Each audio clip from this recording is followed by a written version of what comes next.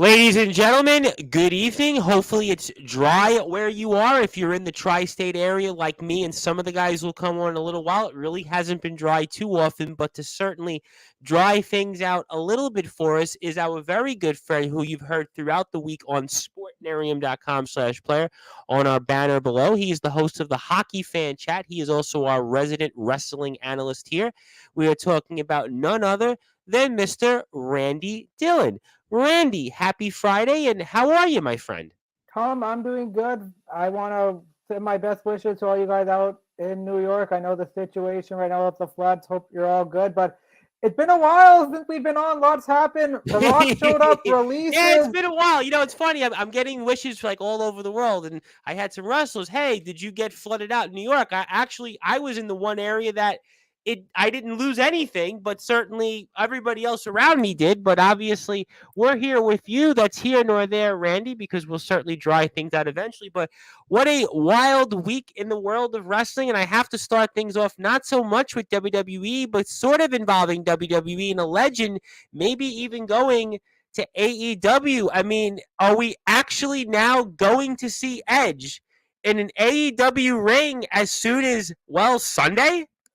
The rumors are out there. The reports are there. Is Edge going to show up in AEW? I've said this a couple of times. I only see Edge going to AEW to do a program with Christian. And Christian right now is one of the hottest stars in AEW at this time. The only thing that I see for Edge is how if Edge does sign with AEW, one can even use the name Edge. Is that WWE a trademark name? Well, Second, technically, I would say one point of that because the guitarist of U2 is named the Edge also. So in this case, he might get lucky. okay, so there's that. And then what else can he really do in AEW if he's signed other than working with Christian? I know everyone thinks, oh, we can get a Hardy and Edge reunion. I'm like, that's gone way past. We don't need to see it anymore. Edge and Christian versus the Hardys gone. Maybe FTR, but Christian right now doing some great single work with alongside Luchasaurus. I see him working with Edge to keep this run with the TNT title, but other than that, I don't really see Edge having a place in AEW. And then again, we have to comment what MJF said last year in his promo. Tony Khan saves his bucks for ex WWE guys. Well, guess what? Another ex WWE guy might be heading And over I there. know Randy and this guy, we really don't know how much he has left. And I kind of feel like, to me, we said this on the show, he should be really a WWE lifer. And he's going to come in here if it's true. Now, I don't know what to believe. And he's going to come in here. Okay, fine. I see the alliance with Christian Shaw. Makes sense. Maybe you can do some things there, finish some loose ends with Bryan Danielson before he retires. Maybe you could see him with Jericho one more time, maybe even a Sting situation. But I just, to me, feel that he should be in WWE. He is a WWE guy through and through. Is his career, I look at it a little bit at a higher pace or a higher plateau than Christian. He really should finish his career in the WWE if this is true. I guess it's good for business for Tony Khan, but like you said, everybody else he comes in there, he collects these names, and then they'll have a short window, and then you'll be like, what happened to him? Oh, 100%. The other thing is I worry about Edge's neck. Like, we've seen on AEW. I've been crucial about this. AEW, like, is not the safest type of wrestling. We see the wrestlers. John Moxley came out and basically said he can't really like wrestle like in the daytime or in the Exactly. afternoon, and he can't get up a certain time of day. I mean, Darby Allen, the way he's going, like how much steam he's gonna have when he hits his 30s, like it. How many superstars been on the injured roster, concussion, like especially in Edge's case with his neck, one wrong fall, and it's not even his career; it could be his life at 50 years old. Really does that how he So do wanted you to think end it? though? Before I get to comments, do you think that he comes into AEW, or is this maybe smoke and maybe we see him back in WWE, or you think he's going to be in AEW? I really don't know. I think listen, Tony Khan came out with a big announcement, but I think it's an end of the era. I don't think that really has anything to do with Edge. I really gotta think. I go back to Edge's video he put out a month ago. It was the perfect send off for his career. He's not gonna get that better ovation at WrestleMania, AEW, really anywhere for what happened on SmackDown on his 25th anniversary. So really, the decision is him, and I think for him, like, does he want to work with Christian? I think that would have come down to those two. Yeah, I mean, that's really what this comes down to, and everyone's obviously going to talk about the Hardys. Will that scenario happen as well? So, I mean, I guess it's to be determined. I'm sure next week on the show, maybe we'll have an answer because his contract runs out, tomorrow. So, I mean, maybe we'll know, maybe we won't. I want to say hello to my friend joining us for the third time because this is my third appearance live today alone. And that is Mr. Ron from Pennsylvania. He's a wrestling guy himself. He says, "Good evening, Tom. Good to be back. I want to say hello to the Anarchist Gunshot who I saw on Facebook. Had his appendix removed. He's home now, but he's in a lot of pain at the moment. They gave him some pain medicine. You're going to be hurting for a while.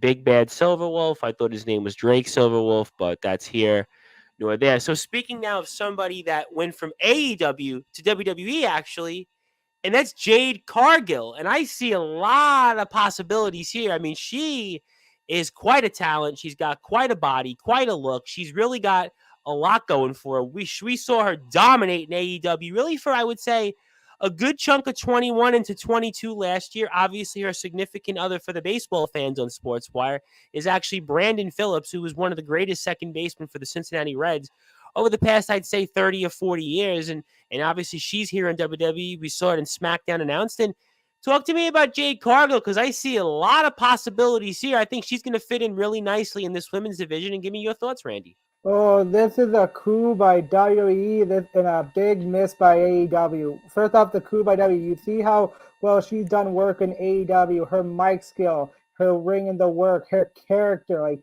she had the full She got a natural oozing charisma. Yep. Exactly. And that's something really hard. And with people that have that in the world of professional wrestling, it really just takes you to that next level, to a top tier level. And she had, like, I'm really excited for her to do the work with the likes of Bianca Belair, with the likes of Becky Lynch, Io Sky, Charlotte Flair, Rhea Ripley, and even if you start off in NXT, Roxanne Perez, Tiffany Stratton, Gigi Dolan, Thea Hale, like that. It's endless possibilities for what Jade Cargill can do.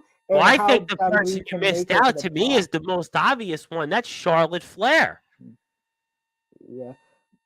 And hey, who knows? We might even see Brandy Rhodes come back. We know those two have history, maybe just the one-off with AEW. Brandy, a big if. That's a big what if. I think Brandy's a big stretch because Brandy, I know she wouldn't want us to say this, is a lot older than Jade Cargill. So I don't know what Brandy is coming back for. I think she's in motherhood. I think if she wants to come back, God bless her. But I think the point is Jade Cargill, again, with somebody we spoke about here in the past on Sportswire, and she's a phenomenal talent. I don't see her as NXT.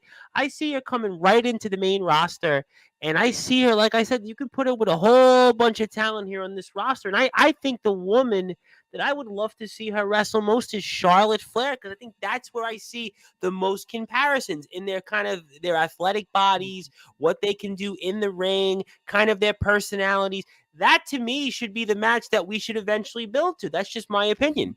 Oh, 100%. I think we're going to see that match for sure, whether it's this year, upcoming WrestleMania in Philadelphia, or down the road.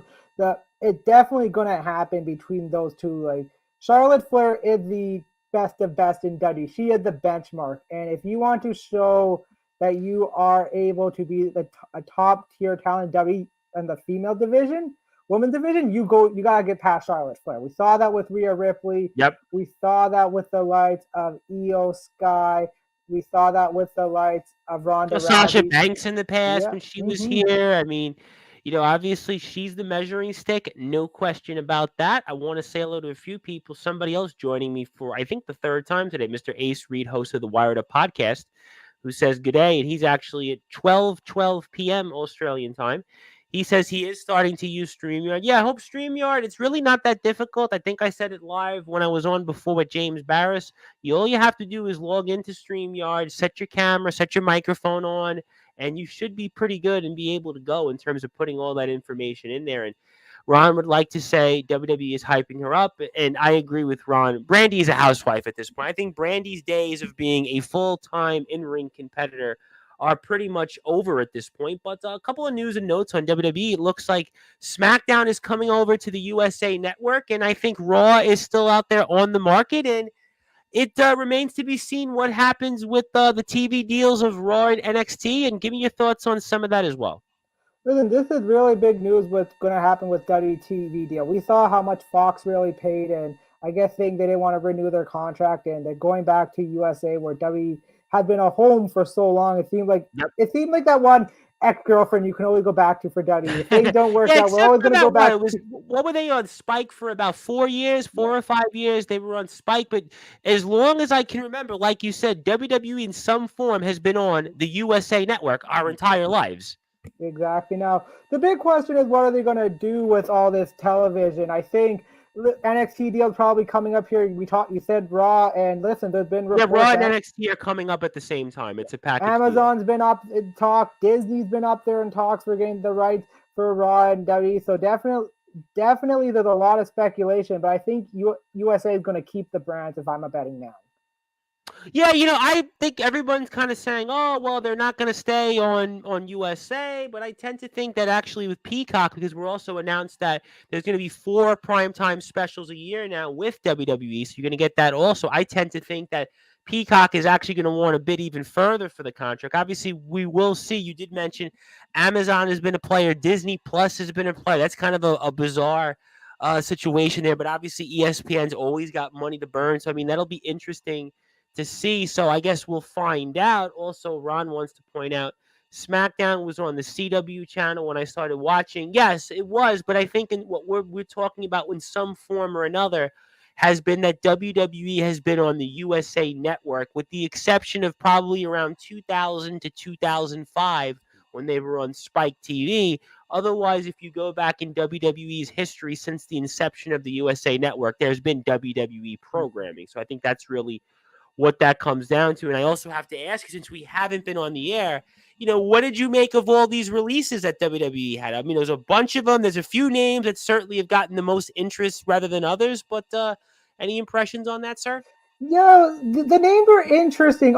Obviously, the big one I think that really surprising was Mustafa Ali, especially all the work he was doing with NXT. He was about to be in a title match. Yep, yeah, absolutely. And Shawn Michaels came out. Listen, they had work for a program well into next year for him, so that was a big dismissal. But I think he expressed publicly he was not happy. He wanted to leave for many a time. I guess they finally took the trigger. Dolph Ziggler was a surprising one, a veteran who's been there for so many years. Yeah, who's a guy you probably figure is going to be in the Hall of Fame, who's been a world champion a few times, is pretty much kind of been another one of those guys, maybe under the radar measuring stick, but certainly was a career, if you think about it in terms of his longevity, very under the radar, certainly a Hall of Famer. Almost in a way, Randy, I was glad you brought this up because I was thinking about it in a way. His career was almost like Jaromir Jagr's in the NHL. It just kept going and going. Yeah. You're like, how has this guy done it? But if you looked at his career stats, like a Jaromir Jagr, Dolph Ziggler's career is like really, really that good. 100%, probably one of the most underrated career, underappreciated performers of all time. Absolutely. You got the likes of Elias, but I really felt after the whole Ezekiel Elias thing, they really had nothing. They really screwed that up. You saw Mace and Musar. I mean, Shelton Benjamin was released also. Shelton Benjamin was a big name, certainly. Mm-hmm. Yeah, exactly. And then the big one, Riddle. But I think Riddle, I saw kind of coming. Like, I think Matt Riddle... Well, Riddle got in trouble, I think, a few days prior. I think Riddle's issue is more to do with something he did. I don't think it's really he's in the same line as these other people because we knew Riddle was on TV all the time. I don't think Riddle is the same release as all these other names. No, 100%. But the big thing with Riddle is his downturn really started with because he's been having problems for a long time off television, and it really started when RKO Randy Orton left. I felt Randy Orton kept Riddle in line with really making him more professional. And then when Randy Orton took a step back, Riddle's career really took a turn for the worse. Yeah, I mean, I think that's a fair point. I still think he was on TV. I still think his stuff was more personal.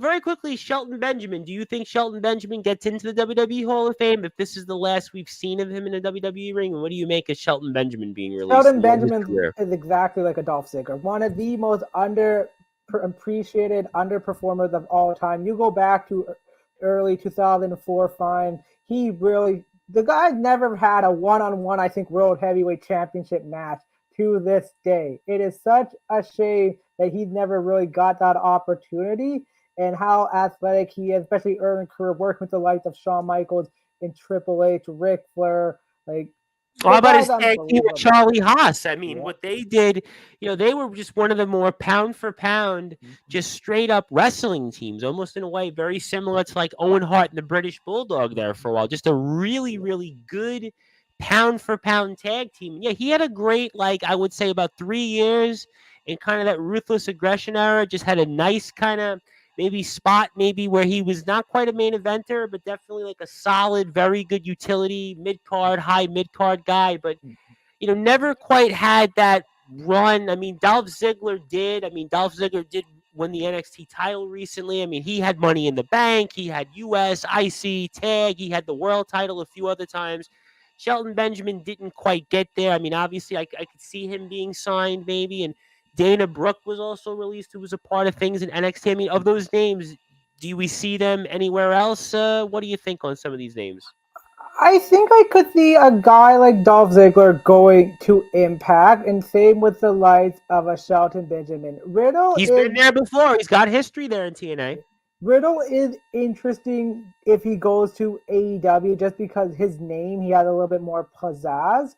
But I think he has a lot of other things he needs to kind of work out right now, as things have just taken a downturn. Lights of Elias again and Dana Brooke. I think I see more of these guys going to Impact in AEW, because AEW is just, the problem's been, what are you going to do with talent? They have so much talent, they don't know what to do, and they don't have enough television time, even with Collision.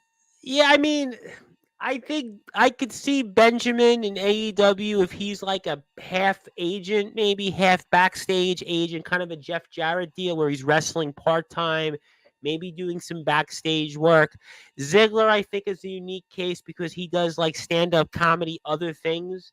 So maybe he doesn't want to do the wrestling thing as much anymore. That's a different ballgame. I agree with you. Like a Dana Brooke, I think his impact. Mustafa Ali, that's going to be a very, very interesting one because Tony Khan, I think, could definitely use him in AEW because that would be a guy I think with that roster could really draw maybe some interest there. Let me get to a couple of comments from Ron before we move on here. In about 10 or so minutes, we'll bring on the rest of the Sportswire guys to talk football and more.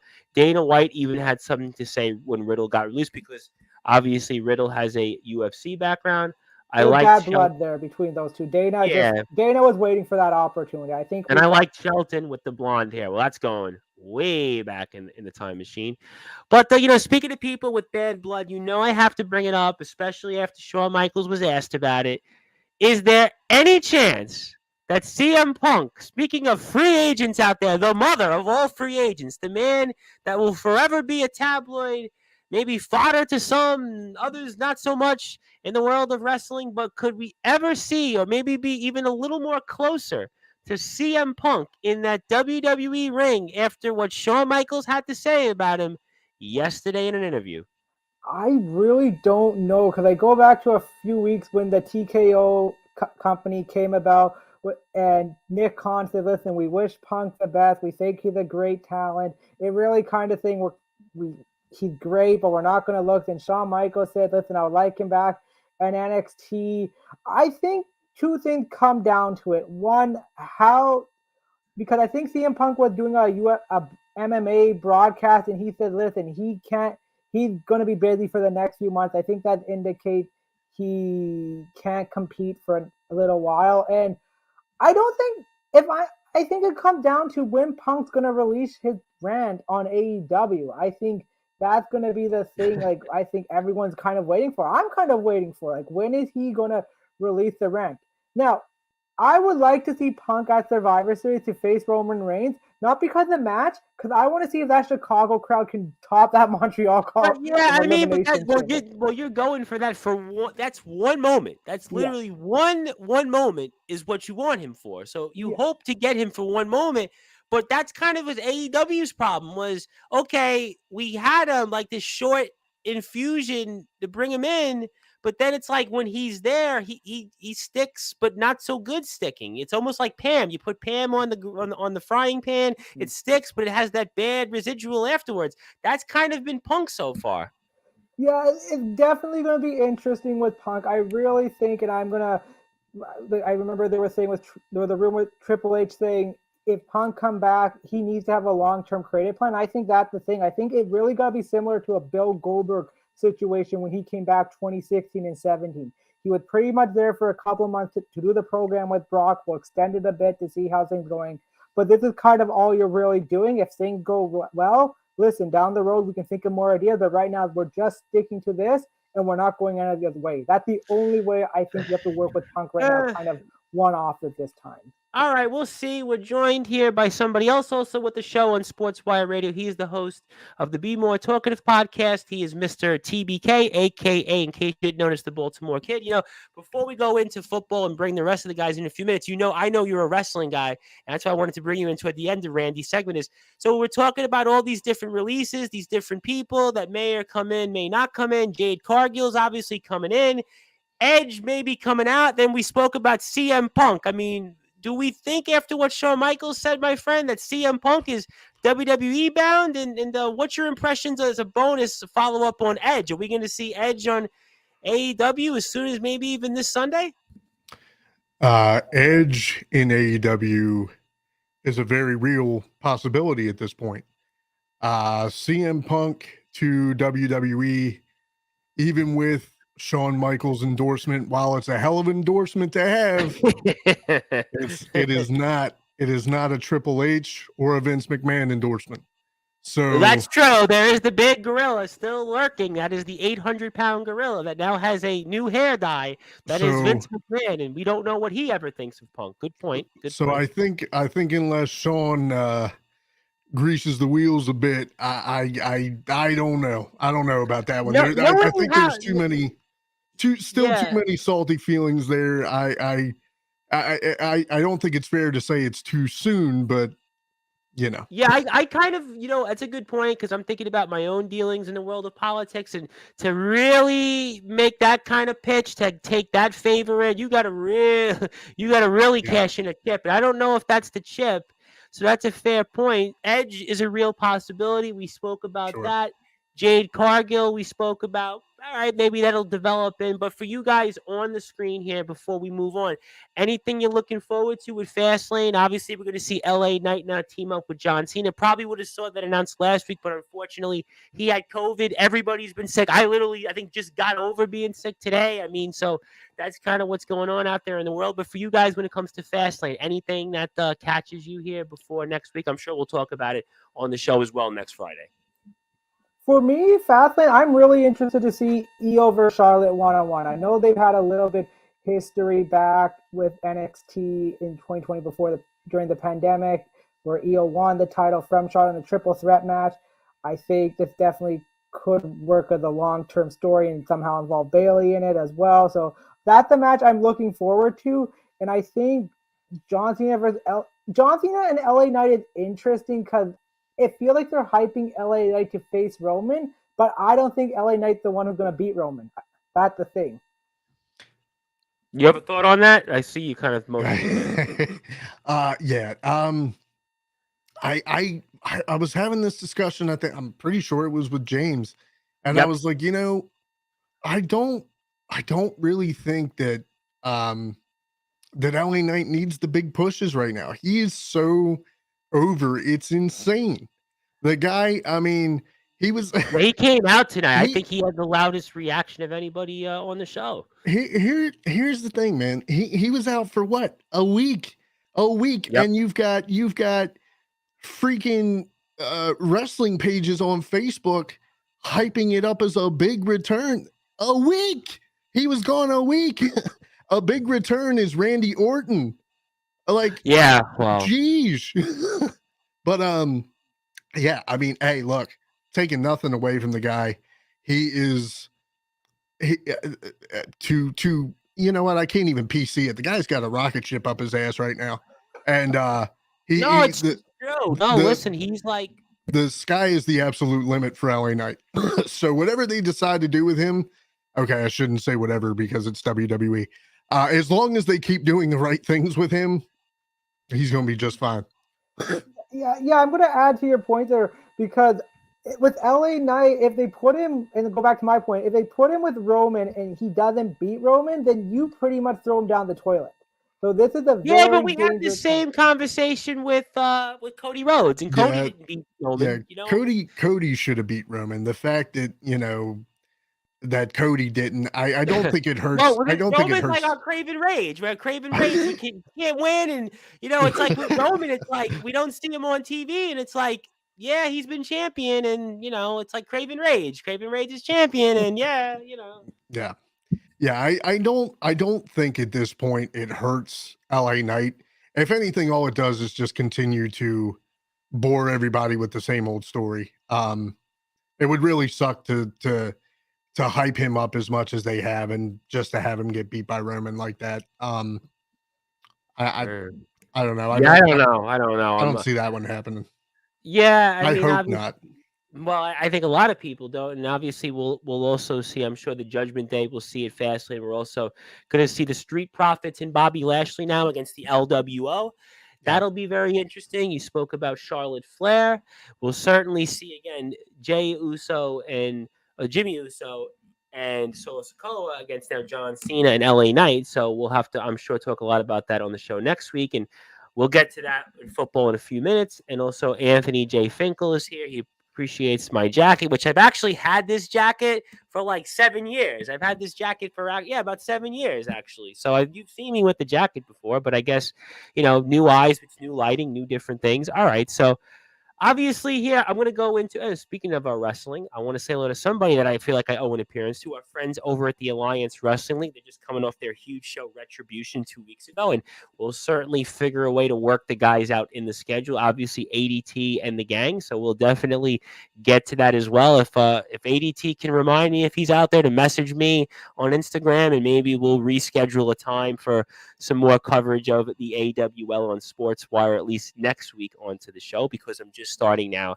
to get better. So we're going to go move into a few other things. Good job in clinching the playoff spot. We'll get into that. So I'm going to go switch topics here into the world of other sports. So Randy, I'm going to give you the floor. I'm going to give you some closing thoughts, as I think the rest of the Sportswire guys are about to come in here backstage. I got the brute force Brad Weiss, who's probably coming off a basketball gym. Let's see what he can bring to the table. I'm sure Rob Maraska will give us a 5-minute Brooks Robinson memory, and Chris Bizet will join us here shortly. So, Randy, I turn it over to you, my friend. I give you the floor. Anything else you want to plug, share, or say, fire away, my friend. Perfect, Tom. I'll make it quick. With the NHL season just wrapping right around the corner, we saw the Tampa Bay Lightning, Andre Vasilevsky out for 2 months. This might be the nail that breaks the camel back for the Lightning. I don't see them, with Vasilevsky out 2 months, be able to survive that and making the playoffs. So I'm just going to 2 months is a long time in the NHL, and the season starts in less than 2 weeks. Yeah, that could finally be the camel that breaks the Lightning's back. We'll have to see. The last show we had from you also was a preview show with the Edmonton Oilers, who I think might be the most fascinating story in the NHL. We'll definitely get into that, I'm sure. Up or bust for the Oilers. I think they can pull it off. Prematurely, I'm saying it, but I think they can do it. Well, we'll see. I mean, will a Canadian team get the job done? We'll have to find out. You can follow Randy on Instagram and Twitter at Randy Dillon with a DHILLON. So make sure you do that. Randy, looking forward to having you back in the rotation. Definitely next Friday. We'll have a lot to talk about in the eve of Fastlane, and good stuff as always, my friend. And we'll definitely talk with you next week. Sounds good, Tom. Have a great night, everyone. All right, that was Randy Dillon here, and we're joined by the rest of the guys here. Rob Maraska, I know that you're going to leave here very quickly, so I know you got a couple of things on your mind, because I'm not going to spend too long on baseball, because I got to get through these picks. So obviously, I know you obviously got some firsthand accounts and a story or two on Brooks Robinson, obviously. TBK, big Baltimore fan, but obviously the baseball world certainly hit hard by the Orioles legend, one of the greatest defensive infielders of all time in the sport. So for those listening and watching here on Sportswire Radio and elsewhere, talk about your thoughts on the passing of Brooks Robinson. Hi, guys. Yeah, Brooks Robinson passed away at 86. And listen, he was like the human vacuum cleaner at third base. I mean, there was never and will never be a better defensive third baseman than Brooks Robinson. I got to see him play when I was a kid against the Yankees in Yankee Stadium. Was amazed by him. I mean, 18-time All-Star, 16 Gold Gloves. He was the American League MVP in 1964, and he was the 1970 World Series MVP. Hall of Fame first ballot, 1983. The guy was just amazing. Anything hit to him or the vicinity of third base, that guy caught. He was just amazing. And if you get to watch him on some tapes or YouTube or whatever, you definitely should check it out because, like I said, and at the time when he was playing, there were some really good third basemen, of course. Greg Nettles, I mean, for the Yankees. Greg, he had a great career, sure. But, I mean, even Yankee fans have to say that Brooks Robinson was just the best third baseman of our time. Yeah, very sad news and passed away, the age of 88, if I'm not mistaken? Right? 86. 86. Very, very sad news. And obviously, again, comes at a time where the Orioles are having their best regular season. We're going back almost, I think, since the days of Brooks Robinson, just about those days. So obviously, we certainly will give our thoughts and prayers, and we say hello to some of the guys here. TBK has joined us, the Brute Force Brad Weiss, Chris Bezea. So I'll spend a few minutes on baseball because Rob is obviously going to leave us here very quickly. So it's a couple of different stories right now. The first one, I think, for those out there that are here in the New York area, because this weather, I mean, has been really bad, and actually, in a way, it might actually impact the National League wild card, fellas, because the Miami Marlins technically have a half a game lead over the Chicago Cubs. The Marlins won tonight, so their lead is pushed to a full game. The Cubs and Brewers are playing as we speak, and the Brewers are up 3-2 over the Cubs. And I guess I have to ask you guys, will we see an extra 4-out game on Monday? I mean, what do you guys all think of that? Chris, you might be doing a show on Sportswire with Patrick actually talking about this potential of a 4-out game. Yeah, let's hope it doesn't get to that point, right? Hopefully the game is taken care of by then. You know, hopefully I shouldn't say the game, but the playoff spot, whichever way it goes, hopefully it's already locked up and the Marlins don't have to go back to New York for one out in the ninth, and then the 3 outs they have to make. So let's hope it doesn't come to that. But you know what? Seeing how this season's gone, it might happen that way, right? It wouldn't shock me because the way this season's going, a lot of surprises, obviously. So, but let's hope it doesn't. I mean, the real problem, right, was them not being able to play the 2 days before that, right? I think Tuesday they couldn't play because of the field conditions because they just couldn't literally play, and then they tried. The ground crew was the problem, right? Because the Yankees played that day. For some reason, why didn't they put the tarp on from the night before or something? This was a problem. But if you remember, we did a show in the beginning of the year where the Mets couldn't, for whatever reason, going back to the ground crew, if you guys remember early in the year, the Mets actually couldn't play a game. It was like a day game, 1:00. They thought was going to have like massive rain, and it didn't rain at all, and they canceled the game. And then the game that had the worst weather, they played the game. I mean, that's kind of been the Mets season in a nutshell. This is in fact, if they knew this was going to take place, why didn't they move the game up? You could have moved the game up because the weather in New York, it did not rain until about 6-7 o'clock. So why didn't you play a day game? You could have just played a 4 or a 3 o'clock game. I understand you had to play the 2 games on Wednesday, but why didn't you just play an early game to get this game in, to not have the Marlins, who are in a playoff race, have to go through this situation? Yeah, that's why the Marlins manager was flipping out. I wouldn't blame him. I mean, Brad Weiss. I mean, you've been in the postseason. I mean, I'm sure you have a thought or two on this before we move on to football, and I'll give a few other thoughts on baseball, and I'll let maybe TBK congratulate himself with the Baltimore Orioles. But I mean, bizarre situation, Brad. I mean, the Miami Marlins actually may have to come back to Citi Field and play a game for 5 outs. Yeah, I mean, I guess if you're Mets personnel, maybe this is a part of years of the Marlins ruining your season, that they want to just take it back on them and make them have to, think about this. But at the same time, listen, Chris Bozea said it. I'm going to take it a step further. Let's hope it doesn't happen because I don't want to see the New York Mets again after Sunday. It's been enough at this point. It's been a terrible. Well, who knows if we even see him tomorrow because it's rained so much in New York. Good, honestly. Listen, you know what? We could be all happy for Lindor with his 30 for 30, whatever season. And it's great that we're wasting his talent another season. It's great that we're wasting Pete Alonso in another good year with 40-something home runs. So, listen, when it comes to the Mets, I hate to give the analogy that some people have told me, but it's time for it to must end the season. It's time for it to just end at this point. Yes, Kodai Senga's nice too, but we wasted him as well. The list goes on, but ultimately this team, we just have to move on to next year. And again, the Marlins, to be honest with you, Tom, I don't think the game's not going to be needed. The Cubs are struggling right now. And I think that's going to continue and the Marlins are going to make the playoffs. I don't even think they're going to need the game. All right, we'll have to see. I mean, obviously, there's still some games left here, and the Cubs did score 2 runs in the 8th inning, so we'll have to see. I mean, for you, Robert, any thought on this before I let TBK say a thought or two on the Orioles and do a score rundown and let you sign off? Yeah, you know what? I hope they don't have to play Monday's game because really, what are they going to do? Kids, let's go to the Mets game on Monday. I don't even know how you promote this. How do you promote this? I mean, who's going? What are they going to do? I mean, it's ridiculous. Let's hope it doesn't get to that point. You know what? I'm with brute force. It's done. I don't even want to hear about it anymore. Let's wait and see what happens when David Stearns comes in and cleans up this ball club. All right. He's got a lot of work to do.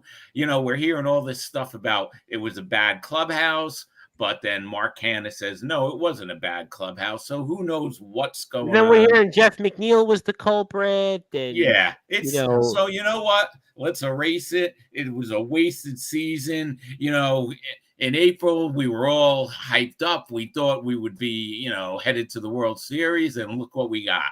So it's over. It's done. Let's see what David Stearns could do to turn this team around. Who knows if Buck's going to be manager next year? We don't know. We don't know what's going on. So what? Let's just play football. Let's watch football. And the Bruce Boys, Brad Weiss, you very well may eat your words, as the Chicago Cubs have just tied the Milwaukee Brewers in the top of the 9th inning. So there is a possibility that we could be seeing the Marlins and Mets on Monday. So listen, we could be seeing the baseball season, as Patrick and Chris said on their Talking Rival show, the baseball season that never ends. Can I just correct you, Tom, because I want to make sure that you're clear, because you said we might see the Mets and Marlins. You might watch the game. You see, it's not we. I ain't watching that. All right. Well, I mean, look, in the regular season, the New York Mets and the Miami Marlins, they are we. They're going to be on the field on Monday, especially if the Cubs find a way. No, here. I still don't think so. And don't get delusional here, Tom. The Cubs were leading in multiple games against the Braves, too, and they lost. So let's just make sure we're very clear on that. Well, there's certainly a lot of Cub fans in Milwaukee. Milwaukee's a different animal than Atlanta. But TBK, congratulations on the Baltimore Orioles. I know we spoke about the sad news with Mr. Robinson earlier, but it's a special season on the field for this Orioles team, having one of their best regular seasons in a very, very long time. And you should definitely be proud to be wearing an Orioles hat. We'll see them here coming up as the number 1 seed in the American League. And congratulations there. Anything you'd like to say on the Baltimore Orioles, on those birds? Yeah, I mean, the spirit of baseball is alive and well in Baltimore right now. Obviously, losing Brooks put a damper on things, but you know what? I think if there's any reason to finish out strong and take this all the way, that would be it. Give this city the uplift that it needs. I gotta admit, I shed a tear, man. It's step one. It's step one. We won our, we still got a little ways to go, but I have never been more excited to watch a team than I am now. And gosh, if we if we pull it out, if we make it all the way, this is about as storybook a season as you can get. And yeah, if you think about it, I mean, in terms of teams that have gone to the World Series and where the Orioles were a few years ago sure, to where they are now, I mean, I would definitely say of the more recent World Series winners or World Series teams, I mean, this would definitely rank up there. I mean, I'm trying to think of teams. I mean, leave aside the 2016 Cubs, who were pretty good actually going into that season, and even the Indians. I mean, there's really very few teams in recent memory that have had a story like this one here that have gone into the World Series. Maybe the Red Sox a few years ago, that kind of the one aberration season, maybe that would be one that comes to mind. I mean, the Nationals, I think the 2019 Nationals might be just, but they had talent, but they got off to a terrible start. Maybe that's one of the more recent ones that comes to mind. But obviously, I think a lot of people around baseball will be rooting for the Baltimore Orioles, and including me. Yeah, okay, right? As a Mets fan, there'd be nothing better than to see the Braves or any other team that's probably going to get to the World Series lose to a team like the Orioles. So I'm rooting with you, TBK. I'm rooting with you. And Ron would like to see the Phillies and the Orioles, and we've seen that before in the past. I mean, so maybe that we see that again, a Mid-Atlantic World Series. Certainly, I don't know, Frankie. I'm still calling Orioles Braves, brother. I wouldn't count the Phillies out. I don't count the Phillies out for a long shot. The Phillies did it last year, and they could definitely do it again in the National League. So, I mean, listen, we'll have to see. I mean, we'll definitely talk about it here on the show. But before we move on to closing thoughts, I want to give a rundown of some scores of note. Marlins 4, Pirates 3. Also, Blue Jays get a big win. They beat the Rays 11-4. The Blue Jays, who every year seem to be in the same spot, kind of fighting for a wild card. Are they in? Are they out? And it's so interesting to me because the Orioles actually won a division championship before the Blue Jays. And we've heard about the Blue Jays the last 5 years in this roster and this core, and it's the Orioles that won a division title before the Blue Jays did. So we'll see if the Blue Jays meet them in a potential playoff preview between the Rays and the Blue Jays. Oh, I hope we do. I hope we do. We certainly might see that. Nationals 10, Braves 6, Padres, who are now eliminated. And Padres, obviously, maybe the biggest disappointment in all of baseball this year. Now that their season is officially over, up 3-2 over the White Sox. As I mentioned, Cubs and Brewers are tied. Twins 6, Rockies 6. Carlos Rodon, not that it matters, had another horrible start. Royals 12, Yankees 5. Yankees have at least finished at 500. Will they win one more game to go above 500? But they are at least going to continue their streak of 30-plus non-losing seasons. Reds 19, Cardinals 2. I feel like I'm talking about a football game there for a second, but the Reds are still very much alive in that wild card situation, but they need a little bit of help. Probably have to win out and get a loss here from the Cubs and maybe another loss from them as well. And a few other scores of note. Astros, Diamondbacks, a game with huge implications and maybe the biggest series of them all, along with the Rangers and Mariners. Both of those series are knotted up at 0. And the other news on the field is Gabe Kapler is no longer going to be the San Francisco Giants manager, and the San Francisco Giants are playing out the string as they're eliminated. They are down 2-1 to the Dodgers, and the Giants pretty much had a disappointing season, got off to a strong start, but kind of been where they have been other than the 21 season, right around 500 or just below it. So we'll see what happens with Gabe Kapler. Does somebody take a feel on him? We'll have to see.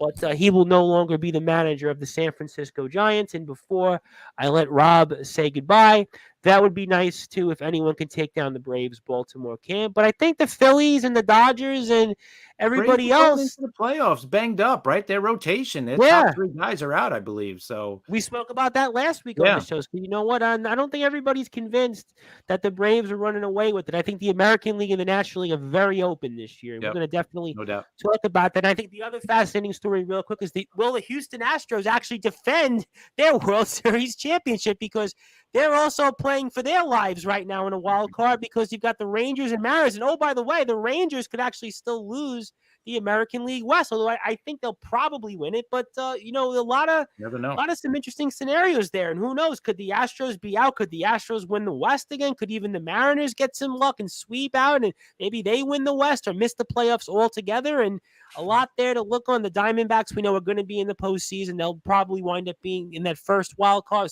card, and the Phillies will have the first first wild card. They clinched that. So we'll see what happens here with Miami, the Cubs, and Cincinnati. And maybe we'll have some Monday baseball at the Brute Force. Brad Weiss will be here, despite what he says. But Rob, I know obviously you're going to run with us. I know you're obviously going to listen to the rest of the show. I know you're tied in the picks with football, but obviously maybe we'll see you a little longer next week. But I'm going to give you the floor, give you some closing thoughts. Anything else you want to plug, share, say, floor is yours.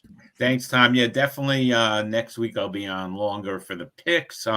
We're tied. Me and you are tied, which means that John Gonzalez is not in first place, Brute. So we're going to try to keep it going. That's right. And That's what it's all about. hopefully, we'll keep him out of first. I just want to say something quick about the Jets. Zach Wilson, Sunday's game. Watching that game, you know what? The Jets are not going to win anything with him as quarterback. No, that's obvious. And I was in Joe and Pat today, Rob, and the guy making the pizza was saying, well, if you flopped Brock Purdy and Zach Wilson, that Brock Purdy and Zach Wilson, Brock Purdy would have a great season and Zach Wilson would have a great season. He's a great quarterback. And I'm listening to him and I'm like, really? You think so? I know. I could not take that game. I mean, I watched the whole game, but the Jets losing it against the Patriots. I'll talk more about that, football next week. But thanks again, guys. Congratulations on the Orioles. This is the first time they won 100 games since 1980. So it's a long time coming. That's what I thought, right? That was the year when you had the Yankees, Baltimore, and Kansas City win 100 games, or 3 teams win 100 games, something like that in the American League. Yeah, that I think that was a year. But so congratulations, and I wouldn't mind seeing Baltimore smack the Braves if the Braves do make the World Series. But we'll see what happens. Anyway, thanks, guys. You could get me on X or Twitter, whatever you want to call it, R. Maraska, and Rob Maraska on Facebook. And I will be back next week longer.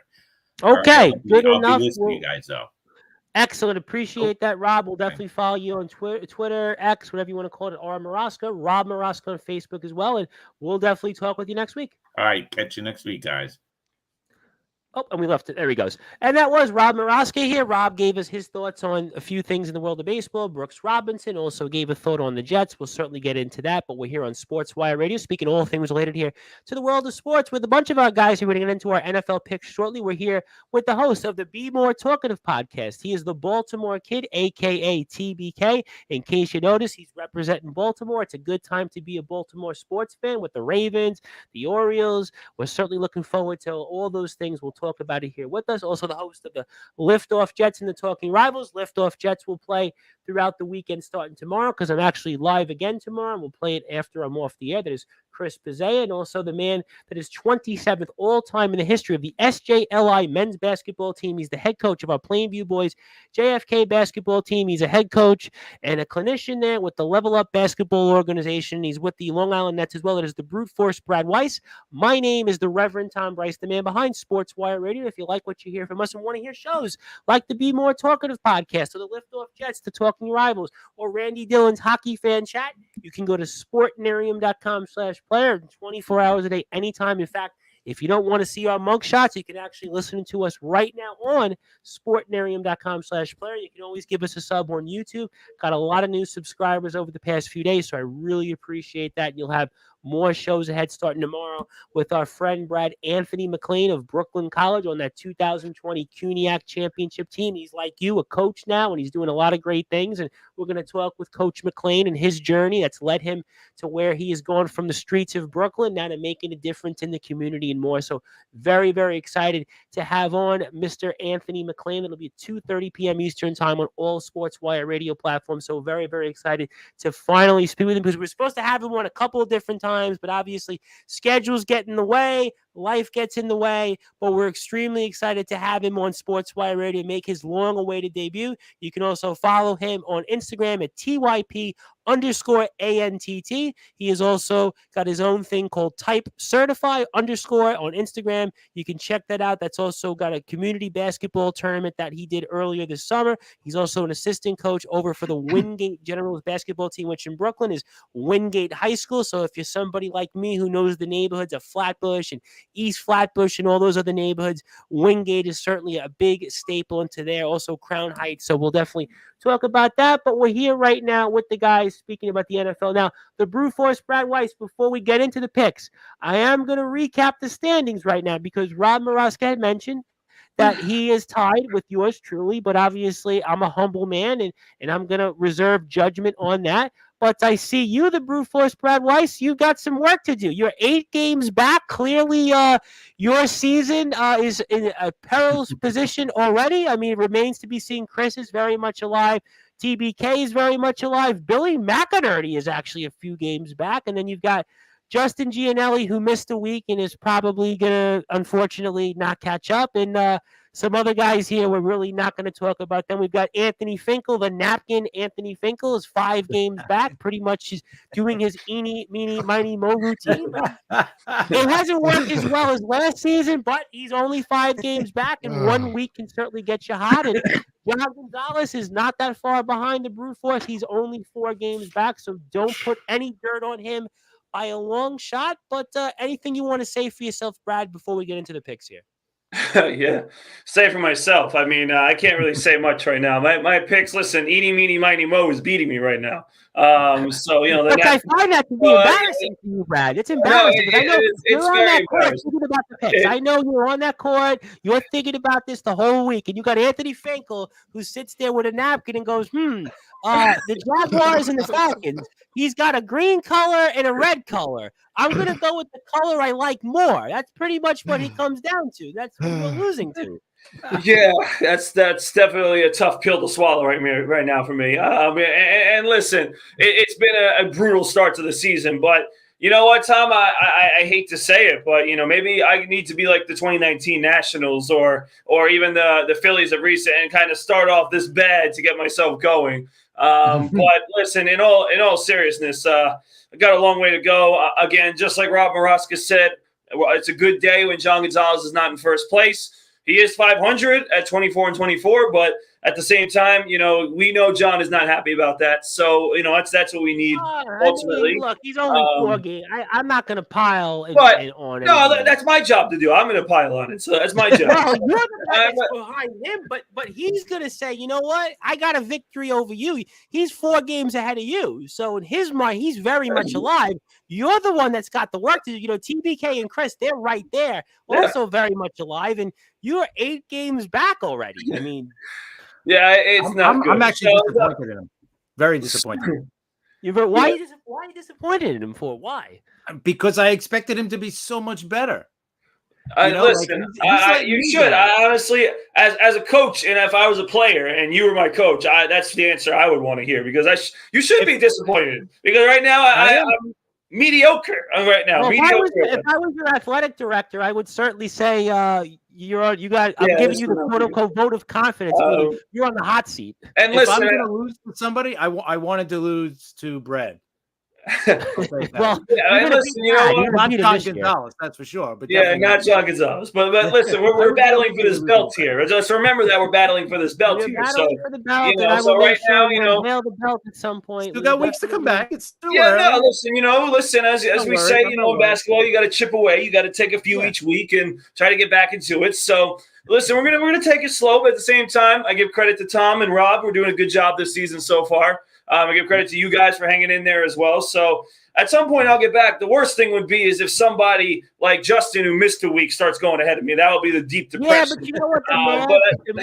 But at the same time, and I feel sorry for Justin. Obviously, he's not with us, but he didn't set the picks, and unfortunately, there really isn't anything he can do about that. So what he needs to do is like some 17-0 weeks. I mean, he's going to have to go like 17-0 and run the table. So, listen, anything's possible here. So let's just be honest. Listen, we'll see. I mean, listen, I don't think TBK thought the Colts were going to beat the Ravens. I thought the Cardinals were going to beat the Cowboys. So anything's possible. We never know.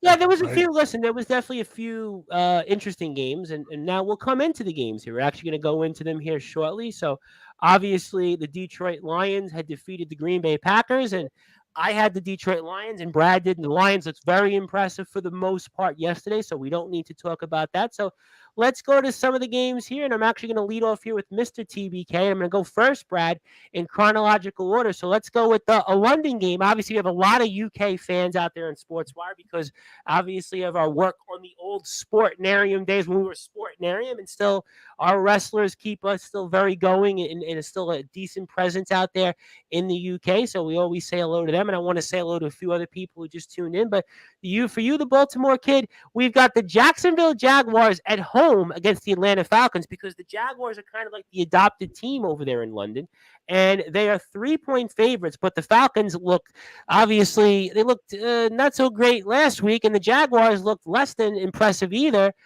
Somebody has to win, and the Jaguars need this win probably more than Atlanta does. But what's your thoughts here as the Jaguars are 3-point favorites at home against the Falcons?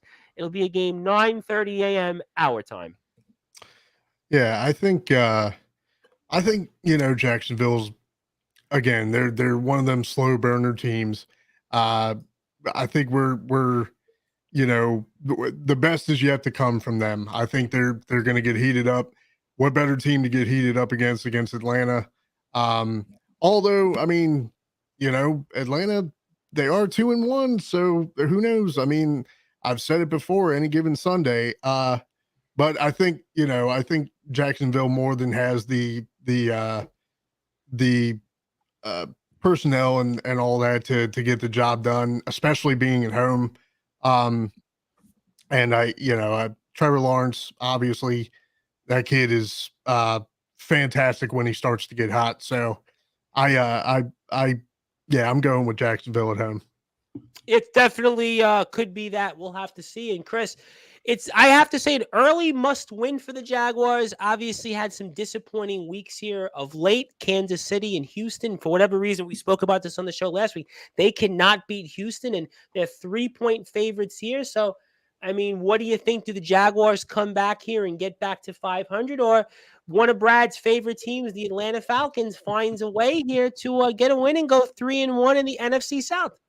Yeah, the Falcons, listen, they've beat them their last 4 times they've played Jacksonville. So Falcons, maybe they have their number, but the Falcons got a problem at quarterback. Ritter does not look like, he does not look, he's almost looking like Zach Wilson at quarterback.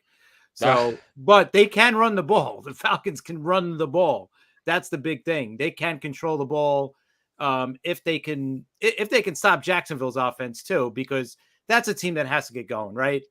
Like TDK say, Lawrence is great. When he gets going, he's super talented. And I think Jacksonville is going to start to right the ship here, especially against an Atlanta team that's not quite there yet. Because, like I said, Ritter is not great at quarterback. So until they get a quarterback there, then I can't really take them serious, especially against a team like Jacksonville. So, and Jacksonville has played like the most London games over the last couple of years. Yeah, they're right? pretty much like the adopted team. And I think that's, and TBK may know this also, is because the family who owns the Jacksonville Jaguars, the Khan family, owns a football team down there in there. So they've that's been their adopted home in a way. And they sell by far the most jerseys of one team is the Jacksonville Jaguars. So we'll see if the Jaguars can ride that momentum. And I think Jacksonville will cover. I could see them covering too. So I like Jacksonville. Well, it's an early test for him. It's an early must-win if there ever was one. And the brute force, Bradley Weiss. I mean, I know one of your favorite games to pick, one of your all-time favorite teams, the Atlanta Falcons. Obviously, I'm sure you might want to feel proud by picking them. You think, what, Falcons have been playing, a little better than the Jaguars this year. They're 2-1. NFC South is very wide open. Saints may have some issues with Carr being injured. Blow a 17-point lead. Todd Bowles and the Bucs didn't look impressive on prime time. Carolina's obviously going to be having a bad year, and those Atlanta Falcons, if this is an opportunity for an upset special early, put it on the board. Do you want to go there? I know you're 8 games back. Now you start thinking, maybe let's now try to go out. Maybe let's do some things to get ourselves back in this. I mean, what do you think here as the Jaguars are field goal? He's selling them. I'm going to be selling a few of them tonight. I'll tell you that. So listen, the point about being 8 games back is definitely going to make me think about some of these picks. But with that being said, No, I mean, I made the point last week, and I thought I was very clear about how, even though the Falcons were 2-0, I did still say they are the dumbest team for a reason. And they showed their true colors against the Lions last week. A team really who, again, did their job against them. And again, a team that was a step up in class for the Falcons and the team that they were playing. So Yep. I do think that Jacksonville is struggling, but you kind of made my point this entire time. Jacksonville, London, something goes well with those two, like you said. And again, I like the Jacksonville Jaguars in this game. I think that they're going to come out. They played like garbage against Houston, who, by the way, deserves a lot of credit. We'll talk about who they're playing this week. That'll be interesting. But anyway, I do think that the Jacksonville Jaguars are going to cover. I do think Trevor Lawrence plays better. The wide receivers need to catch the damn ball. I think they lead the league in drop balls, the wide receivers for the Jaguars, which you think it would be the Chiefs, but it's not. So in the end, they got to catch the ball. The defense has got to play better. But the Falcons, you know what they are. They're the dumbest team. They'll get in their own way, and they'll lose this game. All right, fair enough. Before I pick, Ron would like to say Thursday was a nightmare because he's a Packers fan. Want to say hello to my friend for the third time, Mr. Michael Blackheart, because, again, he was with me the first time I was on the air, second time I was on the air, and the third time. And he says, good evening. And does Brad remember 28-3? Well, we all remember 28-3. Yes, I do. Sure. Yeah, we do. And I'm Everybody going remembers with the that. Jacksonville Jaguars here because I do think the Jaguars need this game a little bit more than Atlanta. And I actually thought about picking the Falcons here, but then I thought about it and I said, ultimately, I kind of think the Falcons defense is not as good as advertised. And I think this is the game. It's almost like this is really the game that Lawrence kind of needs to have to kind of get back on track. So I don't know how much they'll win by, but I think they'll win by just enough. Basically, I kind of think Jacksonville may win here. I don't know, by 10. But I don't think it'll be a high-scoring affair because these games really aren't these London games.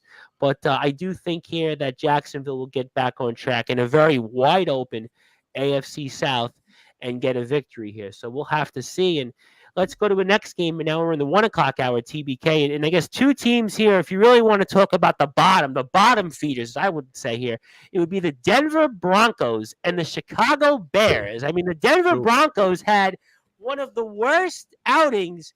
They, for the first time, gave up 70 points since 1966. I mean, only Rob Marosca was alive in 1966. Probably remembers that game. Probably got a football card from 1966. Probably, can talk about it and remember the whole day and recite the whole memory. The last time somebody in the NFL scored 70 points. But alas, somebody finally did. And the Denver Broncos certainly had one of those most awful performances in the Chicago Bears, who off the field and on the field look like they're heading for one of the worst seasons in that franchise's history. Somebody has to win here in Chicago, and for whatever reason, it's the Denver Broncos who are 3.5-point favorites here. I have no idea why. Vegas, I guess, didn't see what the Miami Dolphins did to them, but the Baltimore kids, somebody has to win here, and let's say you. Well, usually you would think that a team would want to get revenge after getting their ass whooped that bad, but Denver sucks. there's no I don't know how they're favored in this matchup. I have no idea. There's no easy way to put that one. They are a terrible team. Sorry, muted myself.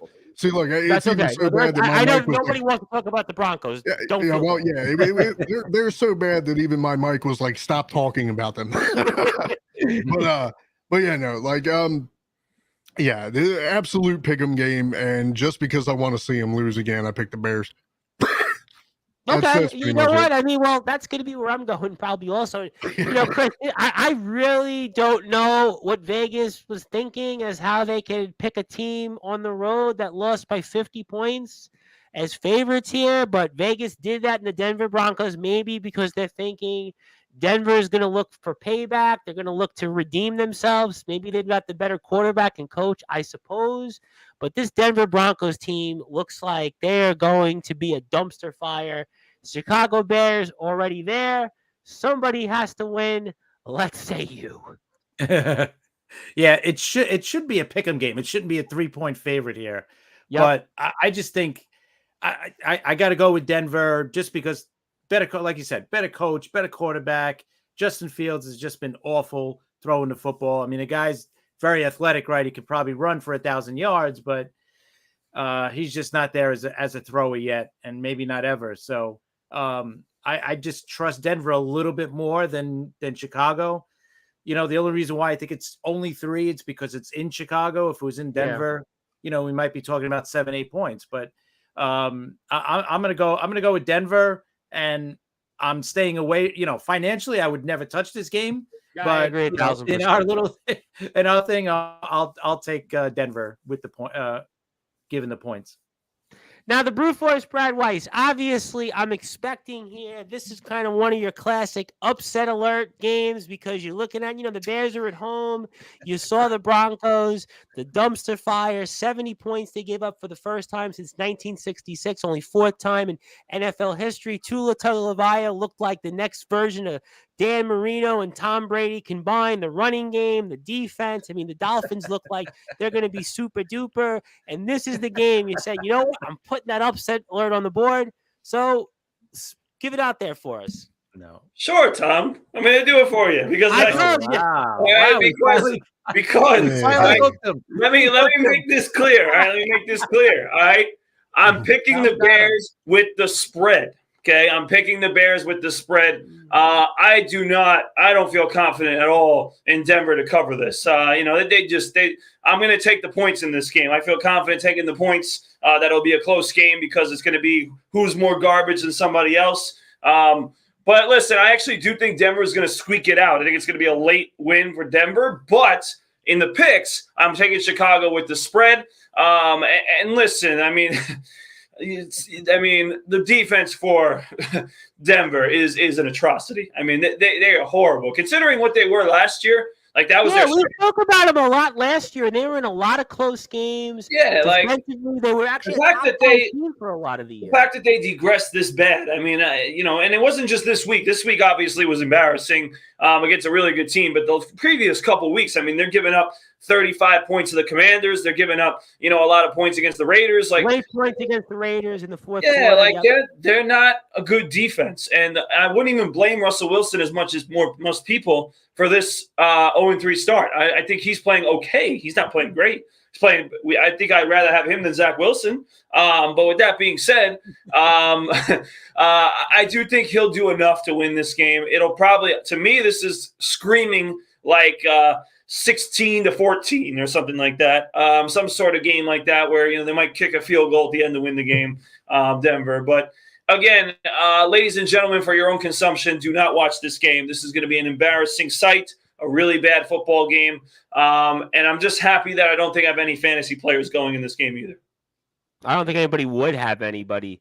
And I'm sure Chicago fans at least will certainly be watching the Cubs as the Cubs just loaded the bases here, 2 outs in the 10th against the Brewers. So that's where Chicago fans will be. But I am the brute force like you. I'm picking the Chicago Bears because I think the Denver Broncos are what we see in sports all the time, classic dumpster fire. And I just have a feeling that team, the wheels are off already, the car. They're off the station. There's just no coming back from giving up 70 points. And I have a feeling they're going to be like a 3-14 football team, something like that. And I don't know. I always wonder with a team like this, it either goes 2 ways. They bounce back and sure, they give you a classic win.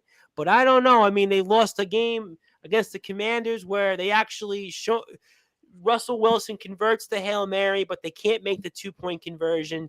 They're against the Raiders, their hated nemesis. They lose that in the fourth quarter, lose both those games at home against 2 teams they should have beat, and then they play the way they did against Miami.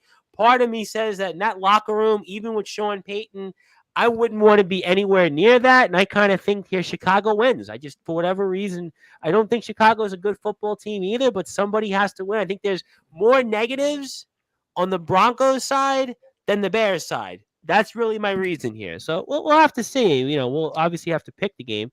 But let's go to another matchup here, and we'll go with TBK. And I guess it's another game that I guess somebody has to win, and that is the Minnesota Vikings and the Carolina Panthers. And the Minnesota Vikings, who are now 0-3, and then you've got the Carolina Panthers, who are also at the bottom of the NFC South, and somebody here really has to win. And the Vikings are certainly hearing the footsteps. You have to imagine in that division, they're definitely hearing the footsteps. And I guess Carolina, we kind of maybe could have expected this, but the Vikings here, for what it's worth, are 3.5-point favorites for you, the Baltimore Kid.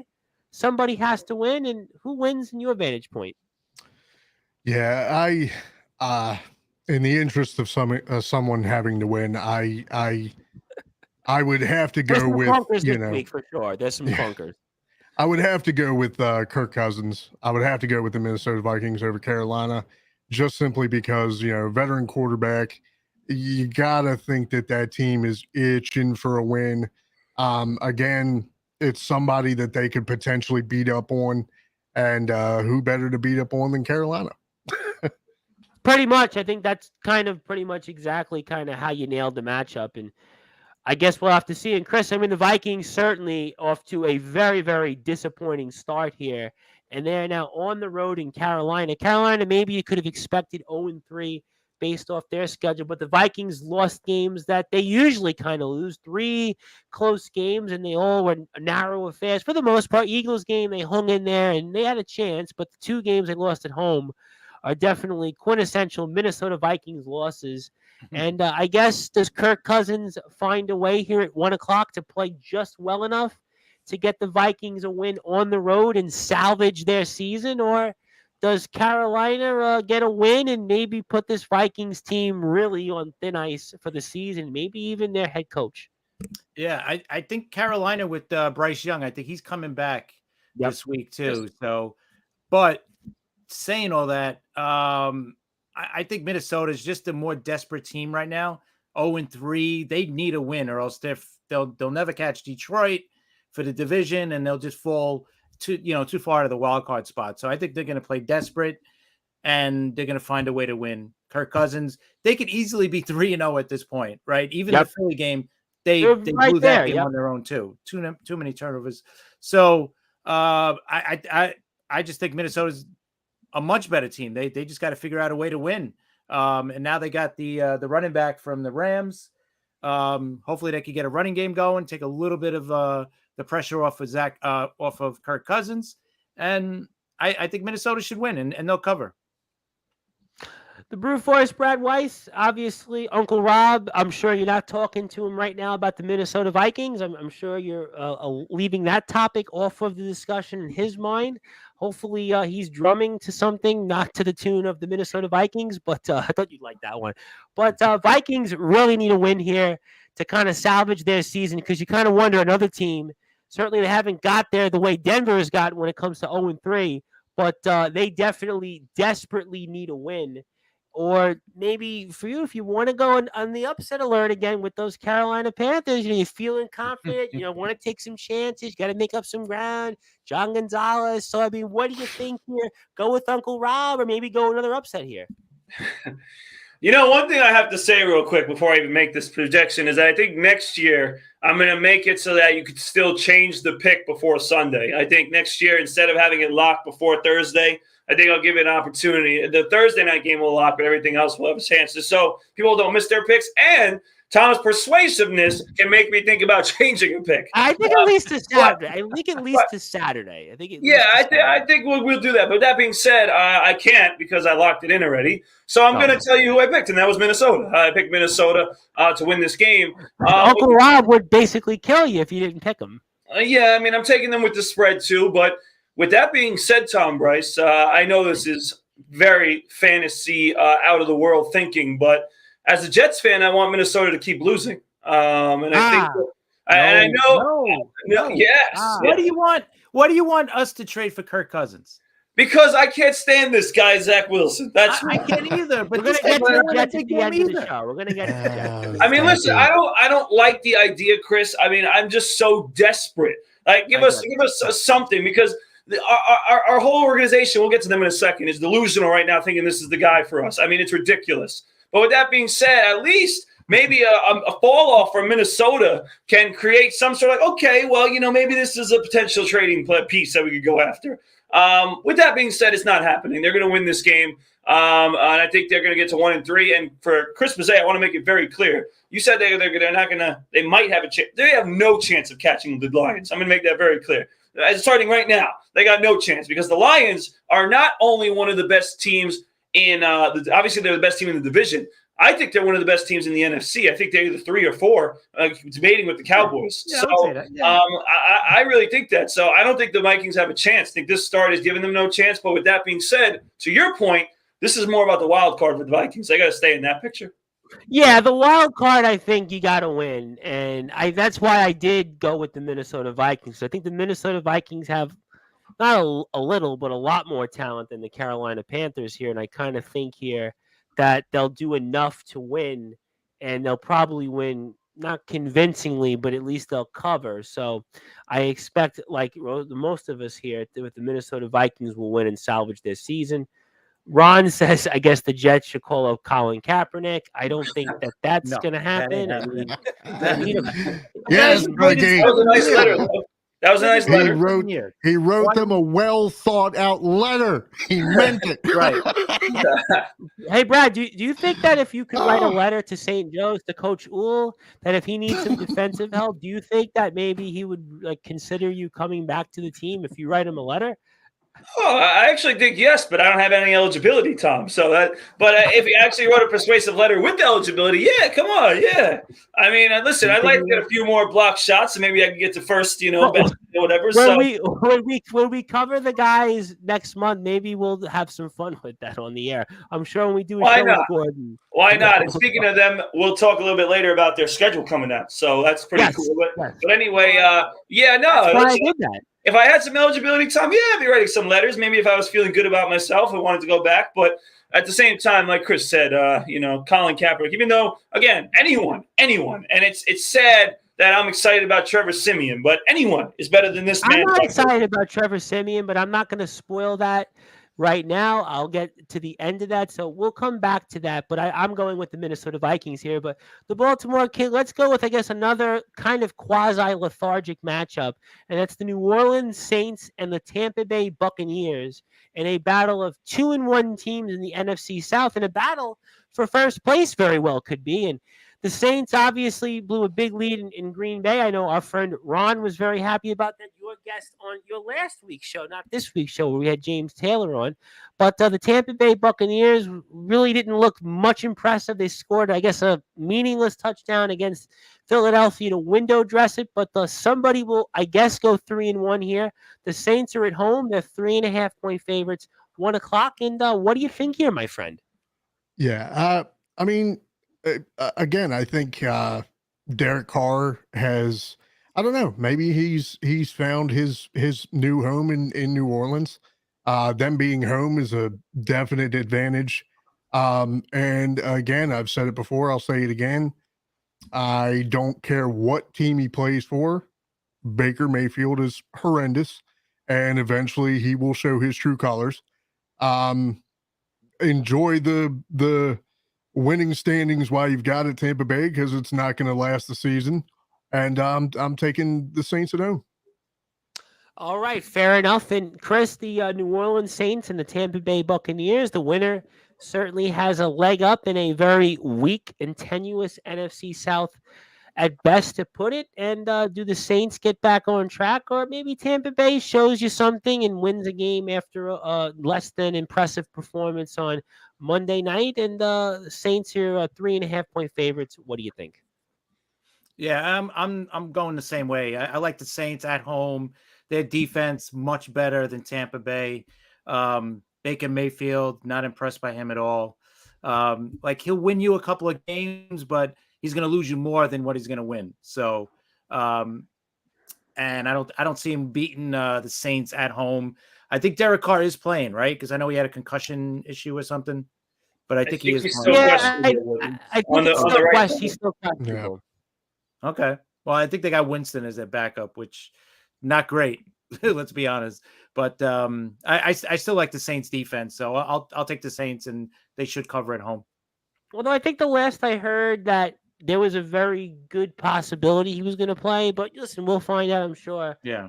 Tomorrow in the Brew Force Spread Weiss, that brings us to you, because the New Orleans Saints and the Tampa Bay Buccaneers in an early NFC South matchup could be potential battle for first place here. Both teams 2-1, but obviously not so impressive 2-1 teams. Our old friend Todd Bowles did not look impressive with Baker Mayfield on Monday night. Derek Carr leaves. New Orleans Saints could have been 3-0. They go 2-1. Do the Saints get back on track, or maybe Coach Bowles finds a way to pull one out here and they go 3-1 with Baker Mayfield? You're not going to believe this. All right. Listen, I am desperate. You cheated off me because that was about what I'm going to say. I am desperate. Okay. I will say that. With that being said, I want to make it clear that I do think that this is going to be a close game. And that is why I feel confident in this. Not in the fact that the Bucs are going to win. I just think it's going to be a 3-point spread. So therefore, I'm going to take the points. And I'm going to take it with Tampa Bay. Do I have a confidence in Baker Mayfield? Hell no. No, I don't. Do I have confidence in Todd Bowles? Hell no. No, I don't. Okay. At the same time, though, listen, I'm the one that said the Saints are going to win this division. I still feel good about that. With that being said, the Saints have not been very convincing this season. I mean, I know their defense is solid, like Chris said, but they haven't been convincing in any game. They couldn't hold a lead against Green Bay last week, who Green Bay you just saw get annihilated by the Lions. The Saints have been kind of like squeaking their way by somewhat. They haven't been that great. And I think that this is going to be another one of those typical NFC South games, close, ugly, disgusting. And I think that in the end, it's going to be a close score. I would say the Saints win. I don't know about Derek Carr. We do feel like he's going to play, but at the same time, if he is going to play, how is he going to be? Is he going to be healthy? Is he going to be like had no reps with the good? Like he hasn't been playing all week. Like I don't know what he's going to look like. And Jameis Winston, like you guys said, didn't impress me at all last week. He was horrible. So I'm going to say that the one thing that kind of makes me lean with the Saints is I think Kamara's coming back this week as well. I think he's playing. Yes, so that's going to give me a little bit of a worrisome with this, but I still think this is going to be a close game. I'll say the Saints win, but I'll take the spread with Tampa. Yeah, I mean, this was one of those matchups where it was kind of like, where do you go? I kind of agree with you, actually, because you basically cheated off me because I'm going with the Tampa Bay Buccaneers for the same reasons. Because if you look at the Saints games so far they've played, they've all been like right around the same. Games decided by a field goal or less. And that's what tells me that if you go on the law of logic says this game is going to be decided by a field goal or less. And that's why I'm going with the Tampa Bay Buccaneers. I don't know if they win the game, but I think it's going to be within a field goal or less because that's been the New Orleans Saints games this season. So it should be no different here. So that's where I'm going. And also to update you, the Brew Force, Brad Weiss, maybe you have dodged the bullet because the Milwaukee Brewers have just defeated the Chicago Cubs 4-3. The Miami Marlins are now a game and a half up on the Chicago Cubs and the Cincinnati Reds. So maybe, just maybe, the Marlins won't be coming back to New York on Monday. And just maybe you won't be there at Citi Field among the many and the pulp. Maybe I won't be. I mean, first of all, I'd like to see how many people do actually go to that game. Well, I'll tell you what, before I go to the next matchup, I would wonder, would there be more people at a Yeshiva St. Joe's game or a Mets Marlins? Oh, no. That's not even a debate. I think that there'll be more people at a Yeshiva St. Joe's game. I mean, I'll be honest with you. I mean, how many people are showing up for an inning and a half Mets Marlins on a 1 o'clock or something on a work day? Really? For an inning and a third, right? Yeah. If you see it, I guess I guess if the team's clinching a playoff spot, you might get that curious, like morbid, like it factor, I guess. I mean, I'm just trying to think out loud. The few Marlins fans from New York to show up and cheer on their team. I mean, really? The guy that wears the Marlins shirt at all the games. Oh, yeah, the Marlins guy. Yeah, the Marlins guy. Well, it's funny now on Twitter or X, whatever people want to call it now before I get to the next match. And you hear the Marlins Twitter, Marlins X has exploded now. It was like, where have these people been the last, 20 years? Like, I don't remember, Marlins people on social media now. It's like, where have they been? I mean, I guess that's a different topic for a different time. We'll see. But, the Baltimore Kid, let's go to a team you know very well, in the Cincinnati Bengals, who got a much-needed win on Monday night. And, boy, they didn't play great, but their defense definitely played well. And we saw Jamar Chase get involved. And Joe Mixon was okay, and they did enough to win against the Rams, and that was the Cincinnati Bengals against the Tennessee Titans, another team that's winless and very well could be winless for a while. And just maybe with the two matchups for the Bengals, you feel like maybe they're going to get here hot and be 3-2 into their next important matchup. But in the meantime, they are on the road here, 1 o'clock, 2.5-point favorites in Tennessee. And what do you think, my friend? Our good friend Justin Gianelli at one point said that, well, it was actually against us, that they were going to play like the most pissed off team in the NFL. And we saw how that worked out. But now they're the most pissed off team in the NFL because they're in last place in our division. You got to think that Joe Burrow, like I said, crappy start, but the guy is who he is. If they start getting heated up, he starts making connections with Jamar Chase. Mixon starts coming alive. Tennessee has not been impressive in a while. As we always say, and will continue to say, Derrick Henry. That's Tennessee in a nutshell. But yeah, I'm going against the division here, and I'm going to give it to Tennessee. Yeah, I think that's where a lot of people will probably go. And Chris, the Cincinnati Bengals certainly salvaged their season. The talk last week on the show, would Joe Burrow play? He played, and he did, I think, enough considering his limitations on the field. He got a good win. Defense played pretty good, I think, as well. And the Tennessee Titans, it could be a very long season there. And what do you think as the Bengals are small favorites on the road, 1 o'clock matchup? Yeah, I think Tennessee's defense could maybe keep it a little close, especially because Burrow's calf is still an issue. Until that thing, gets any better, Cincinnati's going to have a hard time winning games against good teams. It's as simple as that. And being in that division, if you lose a couple of games, you're almost done, right? It's going to be so pretty tight. much, yeah. So, yeah. But I think they'll win this week against Tennessee. They'll do enough, just like last week. They'll win by maybe a score or two, but it's going to be close. But I still think Cincy wins and they'll cover.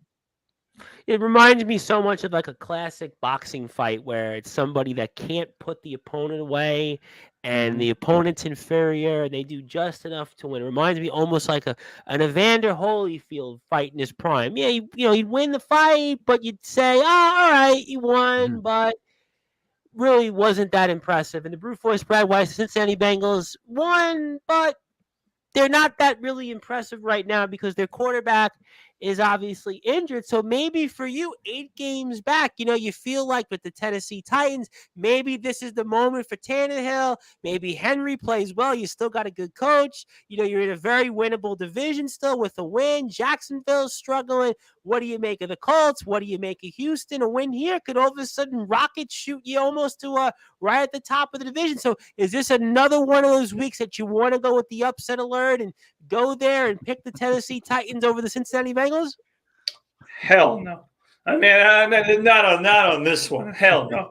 Because honestly, first of all, the Tennessee Titans, I believe, mustered up 3 points last week against the Browns. And listen, the Browns have a good defense. I'm going to give them credit. But at the same time, ladies and gentlemen, the Tennessee Titans stink. They're terrible. Bad football team. Ryan Tannehill's terrible. And as TBK accurately said, okay, it's Derrick Henry and nobody else. And I know DeAndre Hopkins is on the roster. You wouldn't even know it because they really don't. Again, that was a terrible decision by him to go there. I mean, terrible. But with that being said, I'm going to be honest with you. I'm going to say this, and I actually, again, I don't want to prelude some other things, but the way I see the Houston Texans playing right now, I think the Houston Texans can be better than the Tennessee Titans this year. And I know that's saying a lot about Vrabel because Vrabel's a good coach, and I don't want to discredit him. But at the same time, from what I'm seeing from Houston, I mean, even the Colts are not horrendous. I mean, the Tennessee Titans are not a good football team. They're not good. And everybody wants to say, okay, well, they beat the Chargers. Well, look at what the Chargers have done this season. I mean, their defense has been leaky, so I don't see why it should be such a surprise that Tennessee beat them. So again, I do think that Cincinnati will do enough in this game. I think Joe Burrow kind of got himself a little loose. And I know, you worry about the injury, but I think he'll be fine in this game. He'll be protected because the Tennessee ain't going to get to him. I'll say that. Yeah, I think that you're pretty much, despite how I was trying to sell you, you're pretty much spot on most of those points because I do think that Tennessee's a bad football team. And Mike Vrabel is a good football man. He has a great pedigree, but it could be the final weeks that he's coaching for the Tennessee Titans. And I do think the Cincinnati Bengals stay on track here, and I think that they're going to get healthier because they have Arizona the following week, and they should go to 3-2, and we could certainly talk about them and where they usually would be. And maybe by then Joe Burrow, I think they have the bye week after Arizona, if I'm not mistaken. So they think they get a bye afterwards. So that maybe that gives Joe Burrow a little bit more time here. But I think Cincinnati wins here comfortably. And, let's go to another matchup here that I guess people won't be so enthused about. Maybe Chris will, and the Baltimore kid, I'll go with you first. That is the Philadelphia Eagles and the Washington Commanders. I was disappointed with the Commanders, TBK last because I picked them. I thought, you know what? All right, they've been looking good. Ron Rivera's a good football man, and they show up. And, well, they didn't show up against the Buffalo Bills and Josh Allen, but now they're in Philadelphia. But you know what? Last year, they did win on Monday night, but I think it's a different circumstance here. But the Eagles, 8.5-point favorites. 1 o'clock. What do you think here, my friend? Yeah. I mean, I think these teams speak for themselves right now. I picked Washington to be kind of like a sleeper team this year. Like I said, we talk about them a lot actually on the show. Yeah, I felt like their quarterback was going to surprise a lot of people. Like I said, winning record for them is nothing to sneeze at given their history, but going up against Philadelphia being 3-0, odds being in their favor, I think you got to go with Philly. Chris, Eagles, heavy favorites here. There is a part of me that says that they'll have payback on their minds from last year. Monday Night Eagles at that point were undefeated, going for a special season. Didn't really matter in the end. But it is a 1 o'clock game. The Commanders certainly didn't really command anything. They barely commanded the possession of the ball last week. But what do you think here? Is there 8.5-point favorites to your Philadelphia Eagles? And do they go 4-0 here and going away? Yeah, I watching the Eagles the first couple of games now. Their offensive line and their defensive line is, if it's not the best, it's one of the best in the league. I mean, they just dominate. It's ridiculous how much they do. Their offensive line looks as good as I've seen in the last 30 years, right? Going back to the Cowboy days with Emmitt Smith and that offensive line. But yeah, sure. It just dominates. But their offense just hasn't gotten go. Like Jalen Hurts is still not, I think, on the same page yet fully with the new OC. My first instinct in this game was, and I picked Washington to cover. I didn't think they'd beat Philly, even though they did beat them last year in Philly. Like you mentioned, I think maybe they could keep it close, maybe. And I think Philly will win, but it won't be by, double digits. I think they'll keep it under 10. So okay, fair enough. I'll go Philly. I'll go Washington with the points. Interesting.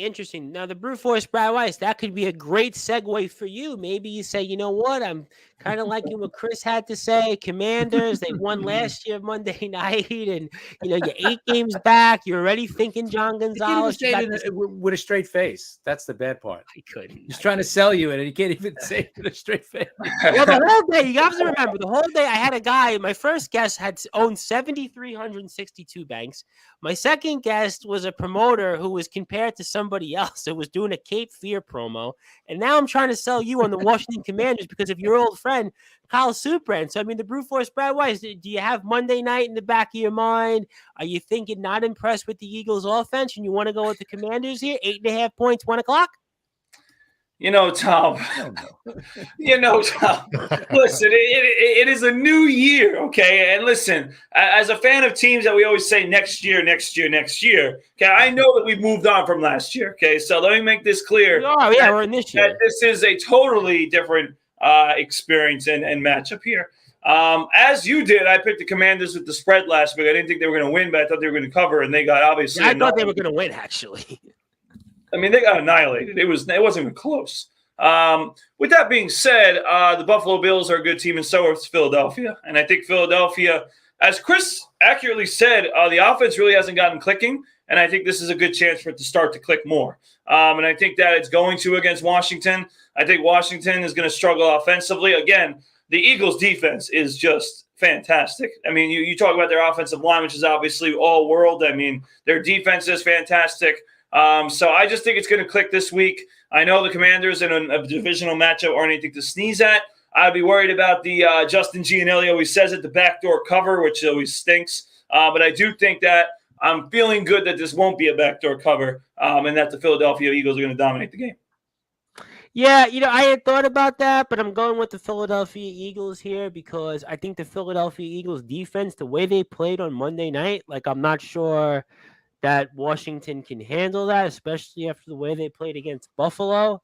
So I'm kind of betting here for whatever reason. Philadelphia wins this game comfortably, and I do believe in the old adage of payback from last year on national TV. And these teams have a rivalry because it's in division. So that's my story. I'm sticking to it. And the Baltimore Kid, let's go to a matchup, I guess, I thought it was a funny line. There was a newscaster that said that once. That's my story. I'm sticking to it. I forget. It was one of these old guys. I forget who it was. He's probably dead by now. But different conversation here, the Baltimore Kid. Moving on to another matchup that I guess is interesting, but maybe not so much for you in a way. And we're talking about the Indianapolis Colts and the Los Angeles Rams because I think Brad brought it up. We were all kind of surprised about the Indianapolis Colts. Maybe it's the legacy of Gardner Minshew. I don't know what it is, but they found a way to get a win against the Baltimore Ravens, your Ravens. But the Colts are here at home. And this is like a true pick'em game here against the Rams, and they're 1-point favorites. I guess Vegas doesn't think much of Gardner Minshew because if you thought what you saw the last 2 weeks from the Colts at home against the Rams, you would think that the Colts would be really heavy favorites here. But maybe this is a game you kind of load up on. But what do you think here in a 1 o'clock matchup where the Colts are only 1-point favorites against the Los Angeles Rams?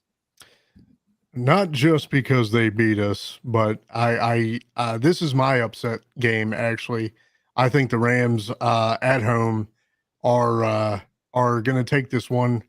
I don't know, Minshew. Good for you, guy. You found a way to get a win when nobody thought you could do it. I just don't. I don't see it happening twice. I really don't. I see, I got the Rams basically coming out, and they're not going to dominate the game by any means. I really do think it's going to be close, but I think it's going to be close in the Rams' favor. Well, somebody has to win. It's a true pick'em game. So obviously, in the Rams, in their 2 losses, I mean, they held San Francisco. They were in there in that game, and they were right there with the Bengals as well. I mean, they pretty much punched them, and they were actually could have won the game, got a late touchdown, and were right there and got to an onside kick. And Chris, this is, I guess, a game that maybe if you're picking, you might actually feel comfortable with it and going with the Colts because of the 1-point only spread. But, maybe TBK is onto something that the Rams are actually a better football team this year. And Stafford's looked okay, although his offensive line wasn't great last week. But what do you think here? Colts have a couple of wins in a row. They're at home, but only 1-point favorites. And give me your thoughts. Yeah, you know what? I took the Rams. I think the Rams are pretty good this year. Think about it. Just a couple of years ago, they actually won the Super Bowl, right? Wasn't that long ago? Last year, they got banged up. I think they had a lot of injuries. This year, I think Cooper Kupp returns this week. So that's going to help out their offense, obviously. I'm going to go with the Rams. I just think they'll find a way to win. The Colts, I'm not sold on them yet. Yeah, big win last week against the Ravens. Huge upset. But, those happen early in the season. We've seen it all the time. The NFL just gets crazy every week anyway, and the first few weeks are almost like a crapshoot sometimes. But I like the Rams this game, and they, is it a pick'em or is it a 1 point? 1 point. What's basically like a 1 point now? 1 point. Yeah, 1 point. I'll take the Rams in this one. It was a pick'em, but it's now 1. Yeah, basically either way, Colts by 1, and that's why, Brad, I really can't sell you on kind of an upset here because it's only 1 point. It's like 1 point. I mean, it's really damned if you do, damned if you don't. I'll tell you my excuse to put his upset alert thing up.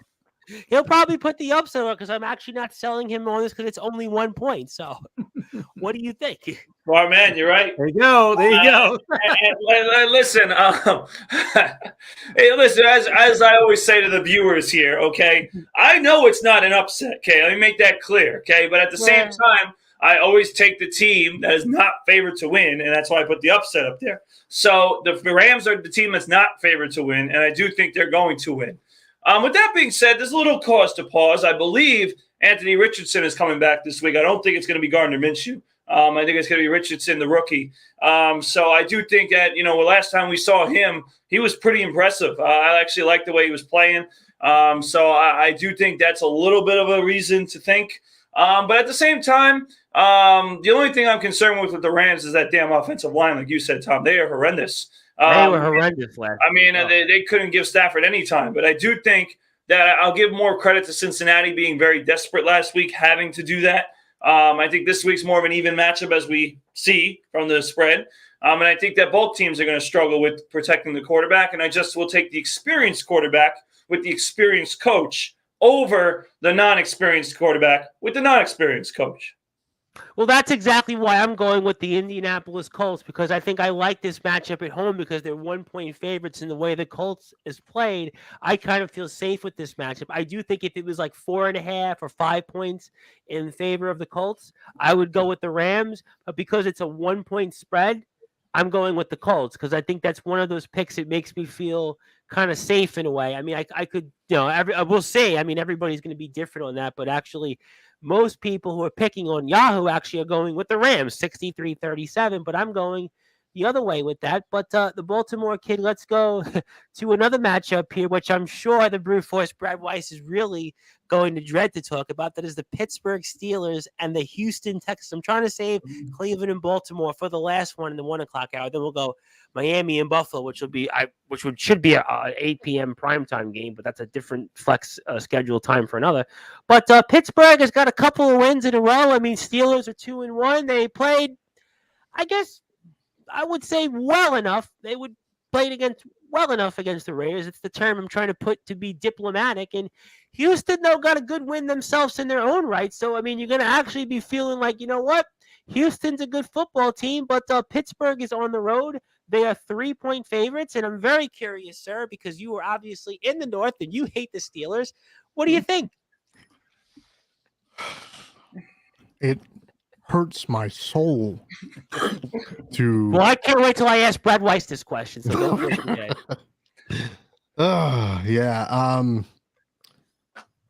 Let's just call it what it is. I mean, Pittsburgh's defense.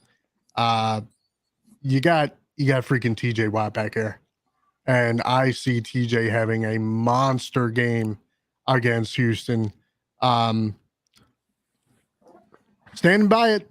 Still don't like Kenny Pickett, but again, he's going against Houston. I got Pittsburgh going on the. You said they're on the road, yeah? Yeah, they're on the road. They're 3-point favorites. Yeah, I got them going on the road and definitely covering this game. Like I said, the defense is better. I think if the offense starts to heat up, should be an easy enough game for Pittsburgh. All right, we'll have to find out. And Chris, again, the Steelers are 2-1 back-to-back wins, and I guess wasn't super duper impressive against the Raiders, but did enough and on the road, and they're here against Houston. But Houston, some people might kind of feel like they've got some bravado, got a nice one in their own right against Jacksonville, but they are at home against Pittsburgh. And does the Steelers' luck run out here, and maybe the Houston Texans are a better than advertised football team? What do you think? I think the Texans are better than what we thought. I think they're going to get some wins this year. They're just not going to get a lot of them. But their offensive line is coming in banged up. I think their whole starting five is out coming into this game. So if they're coming in that banged up, Watt is going to go nuts. I just think he's going to eat up that offensive line. So I could see Pittsburgh maybe pulling away, in the second half in this game. So I like Pittsburgh covering it. Now, the brute force Bradley Weiss, one of the teams that you hate with a vehement passion, a disgust, is the Pittsburgh Steelers. And it pains you to see them 2-1. It pains you to see them already into Steelers smash mouth football. Here we go, Steelers. Here we go. Now, obviously, you could maybe say, you know what? Go with the Steelers, go against your gut, or maybe you want to go with the Texans in the upset alert because, Texans got a good win against Jacksonville. You feel good. You really hate the Steelers. So, I mean, I'm really curious. Where do you go here? Do you go with your gut or do you go with the truth? I mean, I wish I could go with my heart because my heart would tell me what to do. And That's the Roxette song. Listen to your heart. and TBK knows what I mean when I say that right Nobody now. remembers. I feel you, you brother. know, I feel you. I mean, because listen, honestly, Tom, the way that he's having fun with talking about the Steelers right now. If I was able to change it, I would change it right now. But unfortunately, depressingly so, and what I have to do is unfortunately pick the Steelers to win this week. And you know what? This pains me to say it, TBK. It pains me to say that. It also pains me to say that I think the Steelers are going to win by more than one touchdown, maybe even two. And again, the reason why is for the reasons you guys gave. Obviously, the Houston offensive line is a wreck. The Pittsburgh defense is the strongest unit on the field. And I like C.J. Stroud a lot. I think he's playing really good football. But with that being said, this is a different animal that they're going against the Steelers team that, Mike Tomlin's really good against rookie quarterbacks. I mean, his record is something unbelievable. So I think that the Steelers are going to take care of business. They're going to be prepared. They're going to play their type of football, and that's not to the Houston Texans' favor. So, again, it pains me. I almost never pick the Steelers, but this week I have to do it.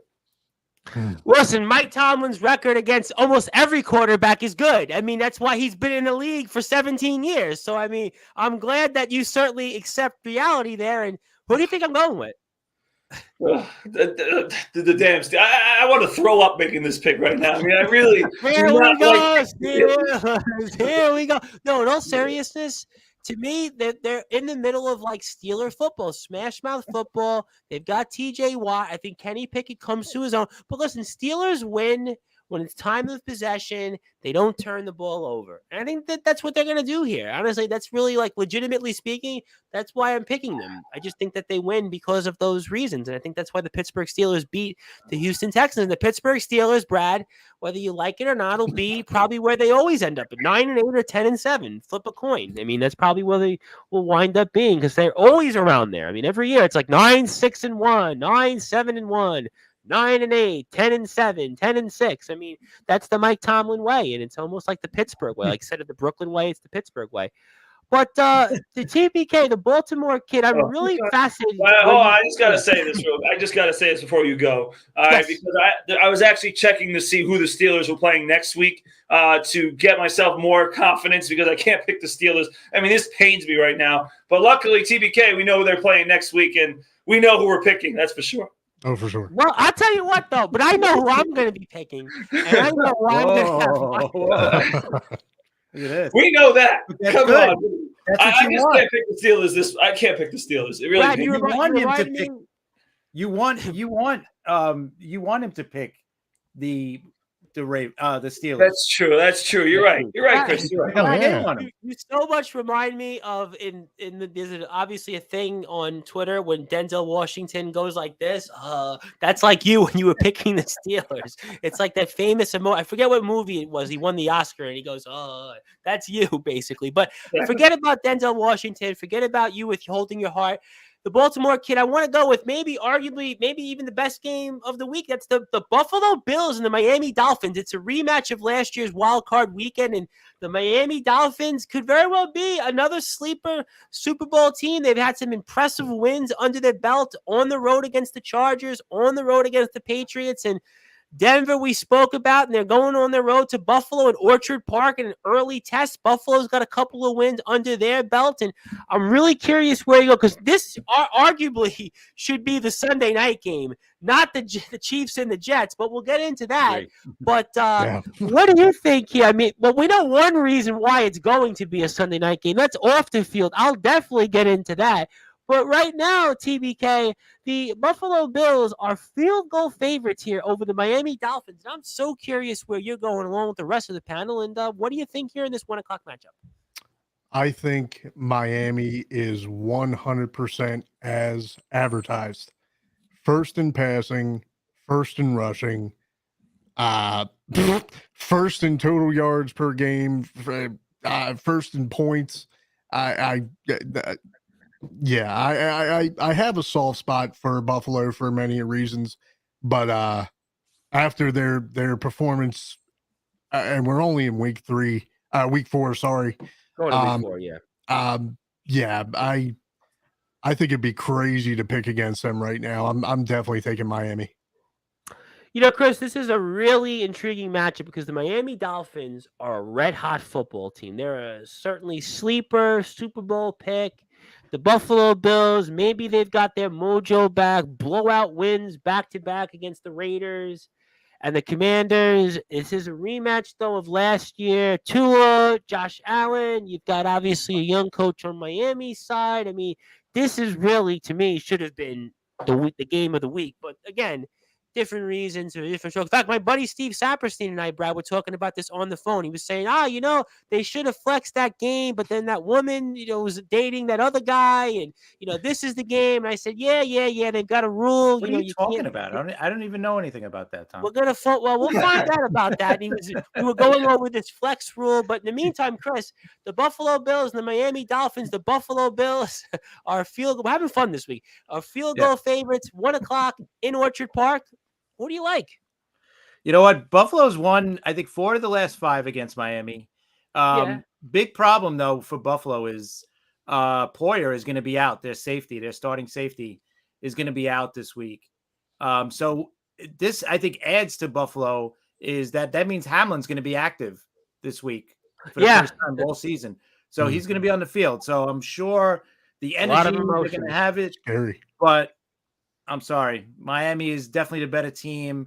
Waddle is coming back this week as well. They scored 70 points without Waddle last week. Just throwing that out to you. Yeah.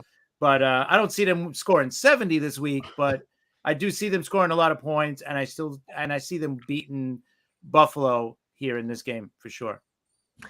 The Brute Force, Brad Weiss, the Buffalo Bills and the Miami Dolphins. Some would even say that Josh Allen might even have the better looking off the field squeeze than that guy that we'll talk about in the Sunday night game. But leaving it to on the field, when the Miami Dolphins looked extremely impressive. We spoke about them in the beginning of the football picks, and the Buffalo Bills have looked impressive as well. I'm very curious on where you go because obviously, you're trying to gain some ground, but it probably pains you to pick the Bills and it pains you to pick the Dolphins. So maybe even skip the game. Maybe you don't even pick it if that's a way to do it. Maybe you don't pick it. Maybe that's what you decide not to pick the game. So I'm curious for the audience. Did you decide not to pick this game and say, you know what? I hate both teams. I can't stomach picking either one of them. Did you realize, Tom, that when you don't pick the game, you get it wrong? So I can't do that. You're conceding a game. You're conceding the game. It's okay. I can't concede games. I'm 8 games under 500. I can't concede anything right now. But listen, let me just put it up on the board because I couldn't agree more with you guys about the Miami Dolphins. And I'm going to just take another step in that Miami Dolphins train right now. First of all, you said it, Tom. I think the resume of Miami's wins are better than Buffalo's. I know Buffalo. Absolutely. Buffalo just got a few big wins, but who did they really beat? To be honest with you, I think Miami, beating the Patriots on the road is no easy task against Bill Belichick. I know they normally do, but it's not an easy task. Obviously Denver stinks, but at the same time, you typically, you could be like TBK, for example, and say the Colts stink, but they didn't take care of business. Well, Miami, against a team that stinks, took care of business and then some. They smacked them. So, I think that's what really good teams do. And I think that they're a really good football team. And again, I just want to say this because, by the way, my MVP for this fantasy football season is Raheem Mostert. This guy is an absolute stud. And I think that's what's going crazy about Miami is that you guys are talking about Hill and Waddle and obviously Tua, but their running game is elite. Mostert is great. This guy, I can't even say his name. Akane, whatever the hell his name is. I'm glad you attempted it. Yeah, I probably said it wrong. Either way, he's a stud. He's really damn good. So they have everything. They got a running game. They got a line. They got a pretty solid defense. They got a quarterback who's healthy. And obviously when he's healthy, Tua, he's a very good player. And I just think that even though it's in Buffalo, and I know Buffalo's playing well, I just think that the Miami team is playing on a different level. And I think that this is the time for them to win against Buffalo in Buffalo. And this is also not a bad time to be playing in Buffalo as well. If this was really cold, really cold, miserable.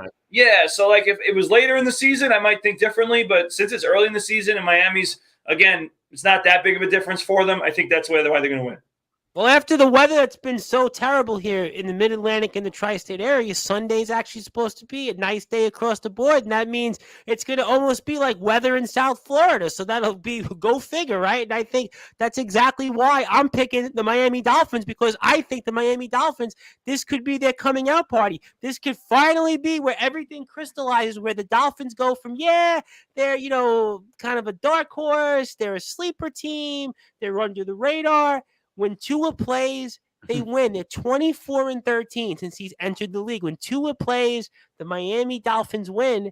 And I think Tua plays, the Miami Dolphins win. So there you go. The Baltimore Kid, we're coming over to you now. The Cleveland Browns and the Baltimore Ravens. Boy, I mean, it should have been a special week in Baltimore, but for whatever reason, the Colts took a slight detour with that with the Ravens, but we have an early AFC North matchup between the Browns and the Ravens. The history is there.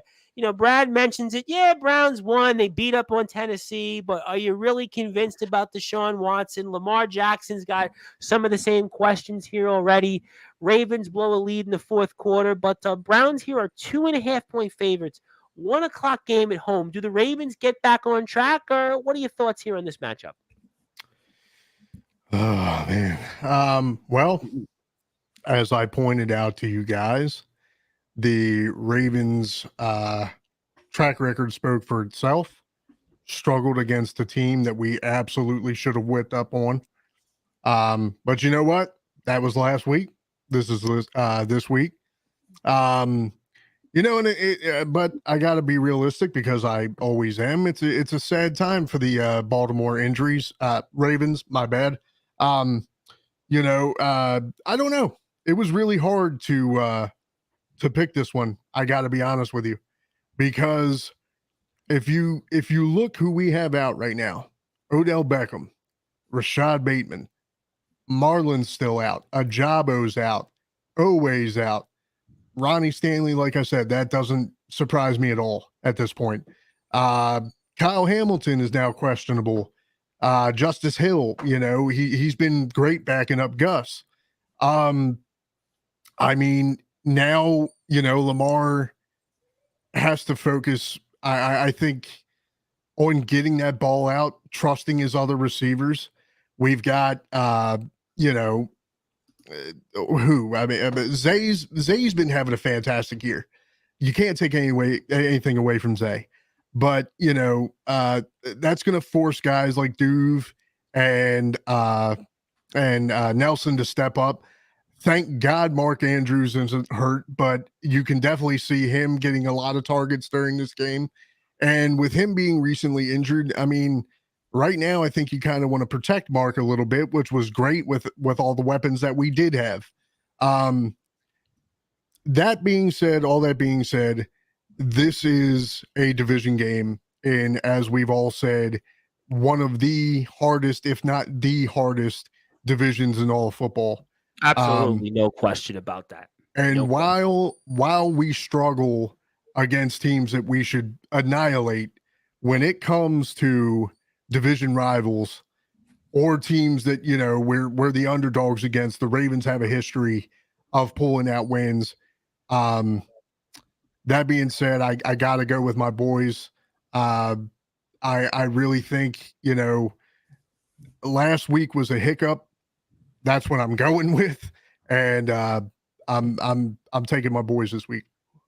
This is, as TBK exactly pointed out, a Rock'em Sock'em AFC North, old school black and blue, as Chris Berman used to say, a Norris division type matchup between the Cleveland Browns and the Baltimore Ravens. Ravens took a little bit of a step back. Cleveland, got a decent win against probably a bad football team, but they won. And Chris, we have here the Cleveland Browns 2.5-point favorites at home against Baltimore in an AFC North matchup. What do you think? You know what? Baltimore's banged up. Cleveland playing great. Deshaun Watson finally had maybe his big breakout game for the Browns last week. I think the Browns take this game. I still think I picked the Ravens to win the division. I'm going to stick with them. But I think this week, I think the Browns will win it. and they're going to be a tough team this year. That defense is great, even without on the offensive side, even without Chubb. I still think they're going to get it done. I'm going to take the Browns to win. The Brute Force Bradley Weiss AFC North matchup. Two teams that obviously have a lot of similarities right now, but it's the Cleveland Browns that have the momentum over the Baltimore Ravens. Do you believe in the Cleveland Browns, or are you going with the upset alert here and going with the Baltimore Ravens to reclaim their throne in the AFC North? TBK, I'm with you, my man. All right, I'm going with you. All right. So, listen, the big reason, honestly, is because Deshaun Watson is questionable, and he has a shoulder injury, and I don't know how he's going to be for this week, even if he does play. I don't really know. I mean, again, he did, as Chris said, he had one of his best performances last week against the Titans, and I already had my soliloquy on the Titans and how I felt about them. So I do think that in these type of games, that it's going to be a tight, close game. And I do think, unlike Cincinnati, who seems to always struggle in Cleveland, I think Baltimore has had pretty much, a solid success in Cleveland. They've had some good performances, some gutty wins. And I think that's exactly what's going to happen here. I think that they're going to get a gutty win. It's going to be one of those close games that goes down to the wire. And I just think the ball is going to be in Lamar Jackson's hands. And I'll also say that I want to be on that side with the points, because if Deshaun Watson doesn't play, then this could be a totally different game than what we think.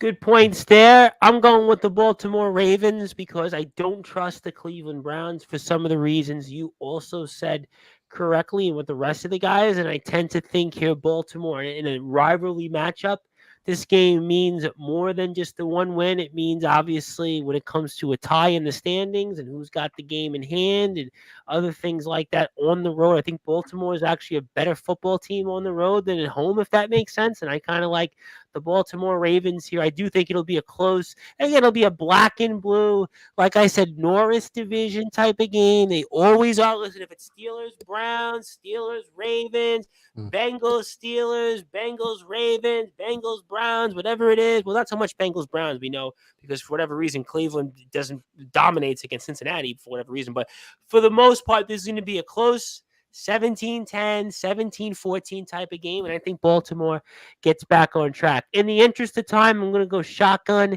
in the 425 games. I'm going to go first to UTBK and the 49ers and the Cardinals. 14-point favorites are the 49ers. Who do you think wins very quickly? Very quick thought. The Cardinals got lucky. They're not doing it against 49ers. 49ers all the way. 49ers, Cardinals, 49ers, 2 touchdown favorites. 49ers arguably the best team in the league, Chris. Do the Cardinals, though, continue their momentum, or 49ers continue to roll? I think San Fran continues to roll, and I think this is a big game, big spread. They should cover 14 points, so I take San Fran. The Brute Force, Brad Weiss, you like the Cardinals, you like the momentum against those Cowboys, you're feeling good about them, you want to pick the Cardinals here, 14-point dogs. I'll say a quick thank you to the Cardinals because that was awesome to beat the Cowboys. But the Cowboys are the typical team that would lose to the Cardinals, so I wasn't surprised. With that being said, if this spread was minus 20, I still would have taken the 49ers because I think they're going to win by at least 3 touchdowns. The 49ers are not the Cowboys. They don't fool around. They'll win this game by a lot. I'm actually picking the Arizona Cardinals because of the 14 points. I'm not picking them to win the game. The 14 point. It's 14. It's 14. And listen, the 49ers were up against the Rams, and the Rams cover as an underdog. So I'm actually expecting the same thing here. I'm expecting the 49ers to be up big and the Arizona Cardinals to get a garbage touchdown or 2, and they'll lose by 14 points. So that's why I'm going with the Arizona Cardinals. Cowboys, Patriots. Cowboys, 7-point favorites here at home. TBK, very quick thought. Do the Patriots continue their momentum, or does their luck run out and the Cowboys get back on track? Cowboys are definitely getting back on track. Like I said, like Brute said, they would be the team to lose against the Cardinals, but against the team with arguably a little bit more merit They're And going to Mac get Jones may not be playing, right? Also, Mac Jones may not be playing, I think. and there's that, but still, yeah, no, it's Dallas. Dallas wins this one. Cowboys, Patriots, Cowboys, touchdown favorites, 425 game, Chris. Do the Patriots luck continues, or does Dallas get back on track? You know what? I took the Patriots because it was a lot of points, 7 points. I feel like they could keep it close against Dallas. Dallas, again, they get caught up in their own hype, right? They start hearing they're the best team in the league or one of the best teams in the league. That gets in there, and then they fall flat on their face like last week. But sometimes they'll bounce back, and I could see them bouncing back this week, but I could also see the Patriots keeping it close. So I'm going to take the points with the Patriots. The Brute Force, Brad Weiss, obviously you said you were a happy man in the last segment here before we get to this game, but do you want to change your mind, go with Dallas going away, or maybe you actually do want to pick your beloved Patriots and maybe Coach Belichick? My beloved Patriots, really? I mean, that just sounds. Every week it's another team that's my beloved team. All of a sudden, I mean, every week is another one. But anyway, how many beloved teams you got? Yeah, I know. Damn, we're running out. But anyway, I'm going to take the Cowboys with the spread. Unfortunately, I do think that Bill Belichick will be prepared. But with that being said, the Cowboys will also be. I know the Diggs loss is a big loss for the Cowboys on their defense, but I don't think they're going to get annihilated as badly as they did last week. I think what's interesting in this matchup is that Ezekiel Elliott's coming back to play the Cowboys in Dallas, and I think that he's going to be extra motivated. But with that being said, the Cowboys defense will be ready for him. I think they'll be prepared. I think they'll do their job, and I think the Patriots will struggle to score points as they did against the Jets. And the Cowboys will score more points than the damn Jets could. So that's why I'll take the Cowboys with the spread. I did think about picking the Patriots, but Ezekiel Elliott is not the Ezekiel Elliott of like 5 years ago if you watch the game. So, I mean, I don't see New England having that. So I thought about it, but I'm ultimately going with Dallas. I think Dallas will win, and I think they'll win by probably 10, maybe 10-13. But I do agree with Chris that New England will not be blown out, but 7 made me say I'm going to go with Dallas. TBK, let's go with obviously our friend Anastasia Racina and her Chargers who had a much-needed win against the Las Vegas Raiders in a matchup of two teams that always seem to be jointed at the hip. Chargers and Raiders. Chargers back at home. They're 5.5-point favorites. And what do you think? Yeah, like I said, the Chargers just they still don't impress me much. I can't say too much about them. I'm just purely based off the fact that again, somebody has to win the game. I'm going to go with Vegas. I just don't see it with the Chargers yet, and who knows? Maybe they sneak out a win. But my gut's telling me to go with Vegas. Well, every game is must win for the Chargers coach, which Chris brings me to you. I mean, Chargers are 5.5-point favorites. They got a win that somebody had to win, which TBK correctly pointed out between the Chargers and Vikings. But do the Chargers get back on track, or maybe Jimmy G and the Raiders do, actually, to TBK's credit? Yeah, I'm going to go with the Chargers. I know even at home in LA, they're probably not going to be home. I'm sure there's going to be more Raider fans there. Yep. So it's probably going to be like a Raider home game. But I don't know. The Chargers got so much talent. Like, you expect them to win. And I think they're going to keep rolling against the Raiders. I don't like the Raiders that much this year. So I'll take the Chargers and no cover by at least a touchdown. The Brute Force, Brad Weiss, this AFC West does look like it's going to be a bottom of the barrel division very well, with the exception of the Kansas City Chiefs. But alas, our friend Anastasia Racina certainly dodged a bullet, but they are 5.5-point favorites, those Chargers, against the Raiders. And tell us who you think. Yeah, I'm going to make Anastasia happy and say I'm going to take the Chargers. I do think that, I'm sorry, I should say Jimmy G is still in concussion protocol. So whether or not he plays is a big question right now. And by the way, if he doesn't play, I don't know who the hell's playing for them. I don't even know who their backup is. And I do know that Devontae Adams is not a happy camper there either. In fact, he is already talking about where he's probably going to end up going at some point, which is somewhere else from there. So I do think the Chargers will win. I don't trust the Chargers with the spread, but I'm going to take them anyway. I actually felt better about this game because I thought Eckler was going to play, but he's doubtful. So again, I did pick the Chargers, and I think I'm going to do it mainly because I don't think Jimmy G will play. Yeah, it's funny. I thought the same thing, but then again, I've thought about it. The Raiders haven't looked good the last 2 weeks either. So I kind of think that this is even though it's a rivalry game, I kind of feel like for whatever reason, Chargers get back on track and they beat up on the Raiders. And I don't really think it's indicative much on the Chargers, but it's more of an indictment on the Raiders. So I think that's why I picked the Chargers, even though the 5.5, I agree with you. This one made me a little bit more nervous, more than the 7 with the Cowboys and the Patriots, but I am going with the Chargers. I'm going to go to the Chiefs. Well, Taylor Swift and the Jets last. Let's go to the Monday night game. I tried to make that a little funny. The Monday night game here, TBK, between the New York Giants and the Seattle Seahawks. I mean, this game will probably be not as interesting, but it is a Monday night matchup where the Giants are actually 1.5-point favorites, which I'm trying to scratch my head after what I saw last from the Giants. But tell us what you think, as the Seattle Seahawks really are the ones that have the momentum here in this matchup. No, you just said it. Seattle has the momentum. The G-men have looked horrible thus far. And they're favorites here. I don't know. How are they favorites? Yeah, I someone over there's drunk. Yeah. Again, I feel stupid, but there's not really much to be said. I mean, I think you got to go with Seattle. Oh, I agree 1,000% here. And while we're here, I want to say hello to Mr. John Gonzalez. He has arrived. Good to see you, Brute. Thought I would have needed a canoe to rescue you. Now, was it that bad for you in Plainview? Did you need a canoe? I know, obviously, in some parts of the city, I know some of my Most friends of us out there. Immortals needed a boat, but since Brad is so tall, he was right above the water. He was fine.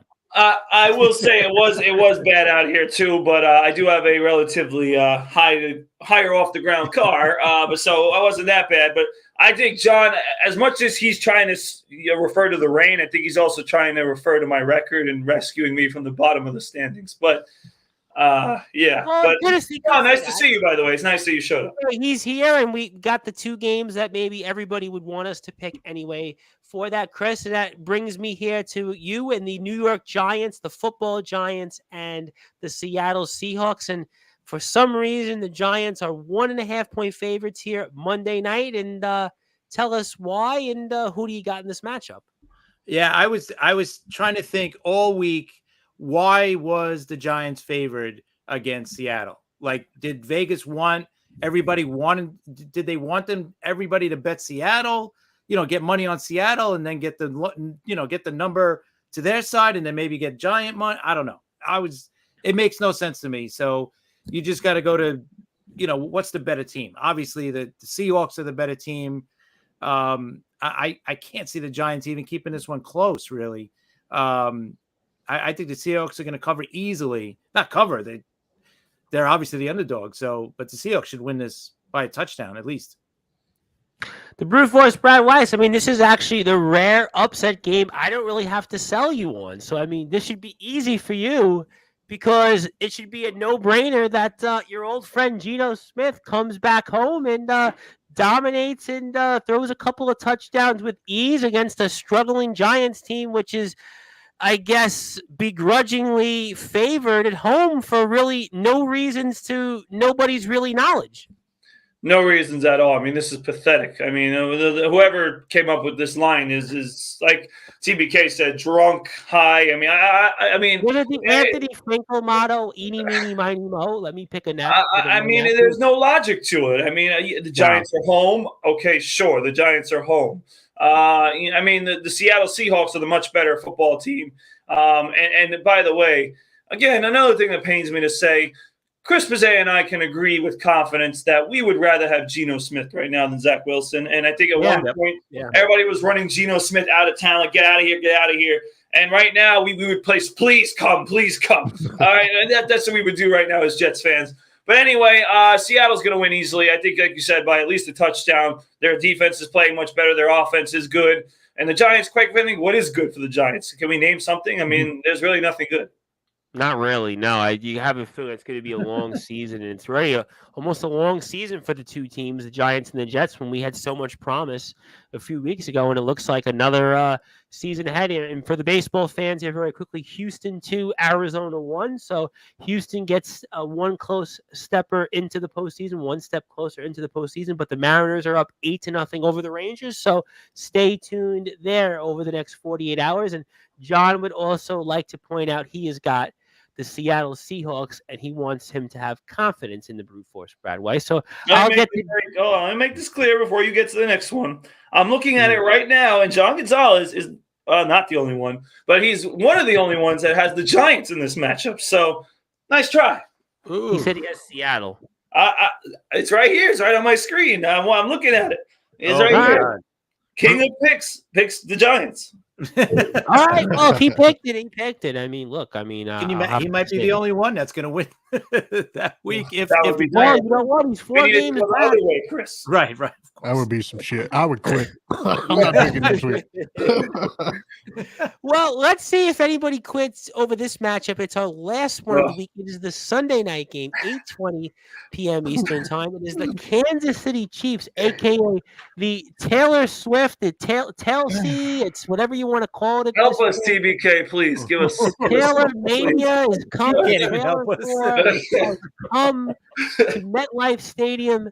Those Kansas City Chiefs and Taylor Swift are 9.5-point favorites. I'm sure this will be the highest rated regular season game of the year in the NFL, certainly for the New York Jets. Undoubtedly, tickets have already went up, I believe, 10 times the price of the average ticket from when we heard from Taylor Swift and Mr. Kelsey being somewhat of an item. So that's what Taylor Mania does. And Mr. Kelsey's jerseys have gone up just the same. And he has certainly become number one in a whole different facets. And TBK, the Kansas City Chiefs are huge favorites here for a number of reasons on and off the field. And let's say you in the Sunday night game here between those Chiefs and Taylor against those Jets and Zach. Oh, Taylor Swift, number one in your program, number one in your heart. I figured if I mention it, maybe I'll get more ratings. Instead of me getting Craven Rage on for ratings, I can get Taylor Swift's name and mention. Hey, buddy, if you can get Taylor Swift, like, you don't need us. Craven Rage wants to come back. I mean, I guess I could push him to the side for Taylor, right? Okay.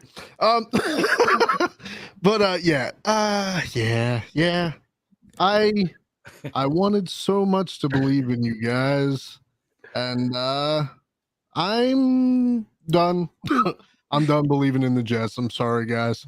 Especially during or against KC in this point. Like you guys are fed up with Zach Wilson. The league is about fed up with that.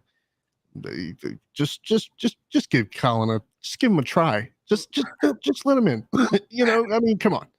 But he wrote you a letter. He wrote you a fucking letter. Like, no, I'm kidding.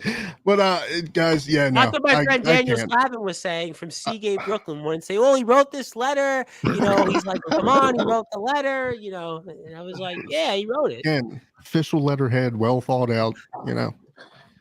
Anyway, no. I absolutely cannot. I can't pick the Jets. I wanted so much to believe in you guys, and I was even, hey, last time Justin was here and he was like, hey man, I'm gonna say it, and I'm really gonna stand behind Zach Wilson. I don't know why the hell he said that, but I was with him for some reason. I was like, yeah, man, for sure. And KC all the way, dude. Sorry, guys. Chris, we'll try to follow that up here. Obviously, the Taylor Swift tour is come to Sunday night against the New York Jets. I'm sure you and Sharman, when I listen to it tomorrow, will certainly get to recap all the hits, everything on and off the field, getting us ready for the tour as the tour is stopped here. Oh, and it, by the way, brings in a couple of big names like some guy named Mahomes, who almost nobody mentions right now because of this whole Taylor Mania tour that has come here to Sunday night in the Jets. But what do you think here as Taylor, Travis, and Pat are 9.5-point favorites over Zach, Salah, and the rest of the band of Jets. You know, let me ask you guys, do you guys remember if there's ever been this kind of attention to a girl dating one of the players that has impacted like his uniform, his jersey sales went up like 400%. Have you ever seen that? I think that's ridiculous. The only thing I can think of, I have one, and maybe John Gonzalez will mention it. You probably would remember this, Chris. Derek Jeter and Mariah Carey. Yeah, that was it was like maybe a month though, right? It was a quick relationship, but I don't think. Well, I mean, Jeter was already really popular. It's a little. That's why I brought that New up. York too, Derek right? Jeter and Mariah Carey was the one that came to mind. I think that was the one I knew you'd ask. I remember that. I had that. I definitely remember that. That was my one. I would. Then again, he had other ones too.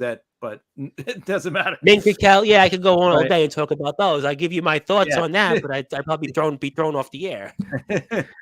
It's ridiculous, but I also look at the other way too. Like Mahomes' wife usually got on TV a lot, right? They always showed her reaction a lot.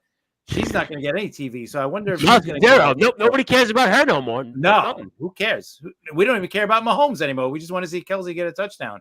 But yeah, this game, unfortunately, is probably going to get ugly, pretty quickly because once Wilson goes like 3 and out a couple of times, the Boo Birds are going to be out. I think it's going to get nasty at MetLife. I don't see the Jets, keeping this game close at all either. I was hoping so at least, and I still hope they do. But I'm just trying to be I'm trying to be in reality more than picking from my heart here. So I just think the Chiefs are gonna win big, easily too. I think they're gonna pull away. I think the Jets defense is gonna come out inspired. They're gonna come out intense. Because they know it's all about them. They can't think about Wilson anymore. They just got to say, hey, we got to try to control this game as much as possible. Control what we can control. And I don't think they can control enough with Mahomes, back there. Eventually, Mahomes will take off. So, Chiefs big, easily. All right. Well, you know what? And my other bonus would be Alex Rodriguez and Cameron Diaz, or Kate Hudson or Madonna. Those would be my other ones. Kate Hudson and A-Rod. You remember that? Yeah, I just mentioned it. Yes, that was my bonus. So that whole 2008 to 2009 A-Rod run where he dated those names: Cameron Diaz, Kate Hudson, and Madonna. So that would be my other. Right, Madonna. I forgot. Yeah, Madonna. Yeah, well, Madonna had everybody. Jose Canseco, if you believe that. Mark Messier, if you believe that. But that's for a different time. And John's got some comments. I'll play him at the end because I think there's some funny ones here. But the Brute Force Breadwise, obviously you might be a huge fan of Taylor Swift. You probably got tickets for the movie that's coming in October the 13th in theaters. But you're saying to yourself, you know what? He's outed. I believe in Zach. I believe in Coach Salah. I believe in everything he does. Coach Salah, what he does even before games, he runs up the entire MetLife Stadium, gets in his exercise, gets in his workouts. Coach Hackett's got a plan. We're going to put more Dalvin Cook in there. We got Sauce. We got the defense in there. So after all that, you say, you know what? We're on national TV. You love Zach's drive toward the end of the game that got us right back into it with 3. And that's why you're going with the New York Jets over Taylor, Pat, and Travis on Sunday night. Oh, God. That was a big sell right there. Where do I even start with this? Because I mean, let's start with the whole Taylor Swift thing first, okay?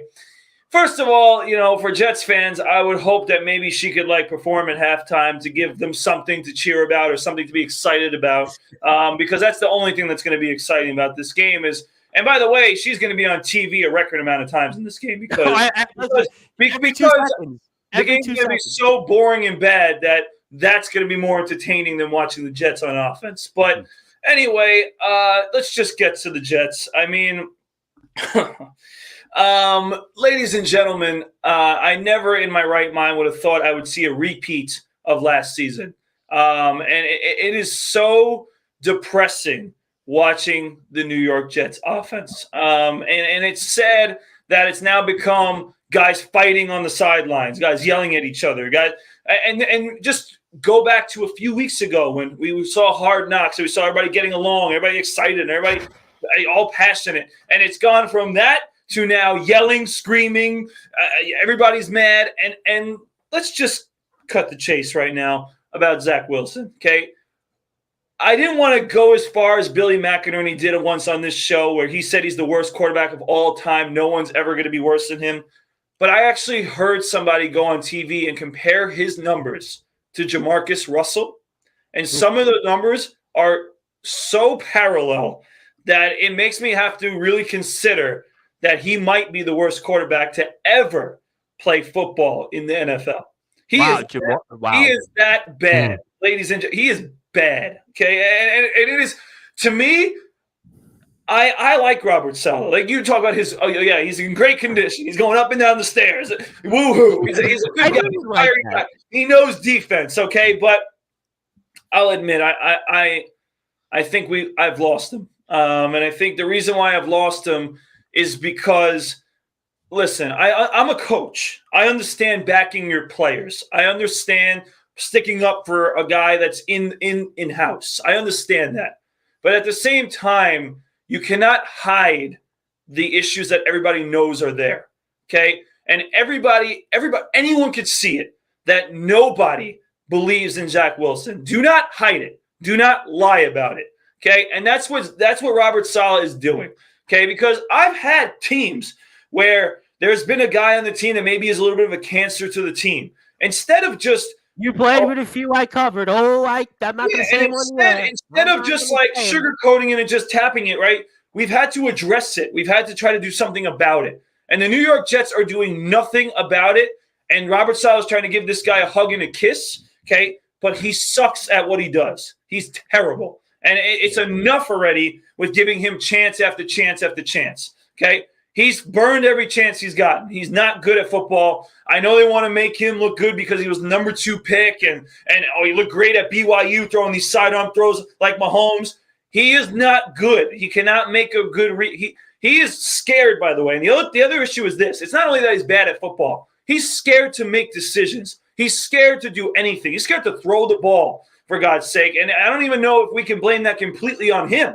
I would, in fact, blame that on the coaching as well. That he's afraid to do anything. He's worried about what he's doing. He's thinking way too much. You can just tell. And at this point, I mean, it's so sad because me and Chris are so excited about the team, the New York Jets team. They have a great football team. They have one big issue, and unfortunately, that one big issue is the most important position on the football field. And if they had anyone else, and again, this is why Trevor Siemian, again, he don't excite me, but I'd rather see him than this guy because at least that gives us something to try and maybe score more than 10 damn points, barely, in a game.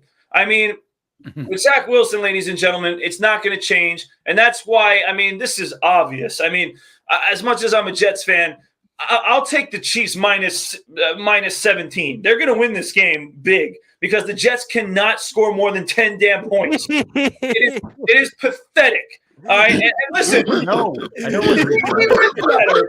And we read the damn letter. I don't want to read it. Listen to me. I again, anything besides Zach Wilson, I will take. Taylor Swift, you try going at quarterback. I'd rather see that. Is Josh Johnson available? I mean, Mike White. I mean, anyone. I mean, it's done. And at this point, Matt Ryan. I mean, they wanted to come here and they said no. Trevor Siemian, fine, put him in. But again, stop wasting time and stop burning the season out with Zach Wilson. And nothing is going to change. Okay. And by the way, thank you, John Gonzalez, for mentioning that. Joe Namath, the best player in New York Jets history, the best quarterback, okay, and the guy that every Jets fan looks up to and the whole organization looks up to, he's saying it, for God's sake. He's telling you the truth. And the coach out there is lying to the public, okay? People are trying to sugarcoat it. He's telling you the truth. He told you exactly what everyone else could see. Think about it. What do you want a coach to say? You as a coach, would you bury your player? Your leader of your team in a press conference? No, you wouldn't. What I'm going to say is this. I'm going to say this. Okay? I'm not – I get where you're coming from, Chris. Like, I'm not going to just bury him in the ground. but I'm not going to go out there and be like, oh, this is our guy, and this is the guy that's going to get.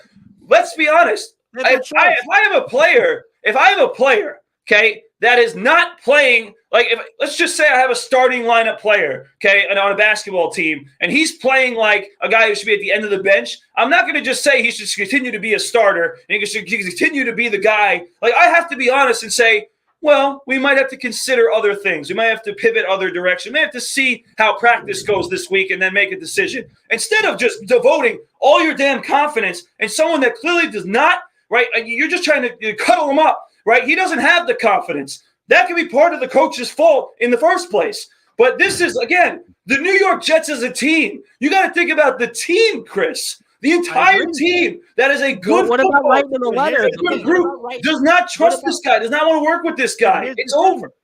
There's no other choice. They got Zach a letter as their backup and Travis Simeon as their and listen,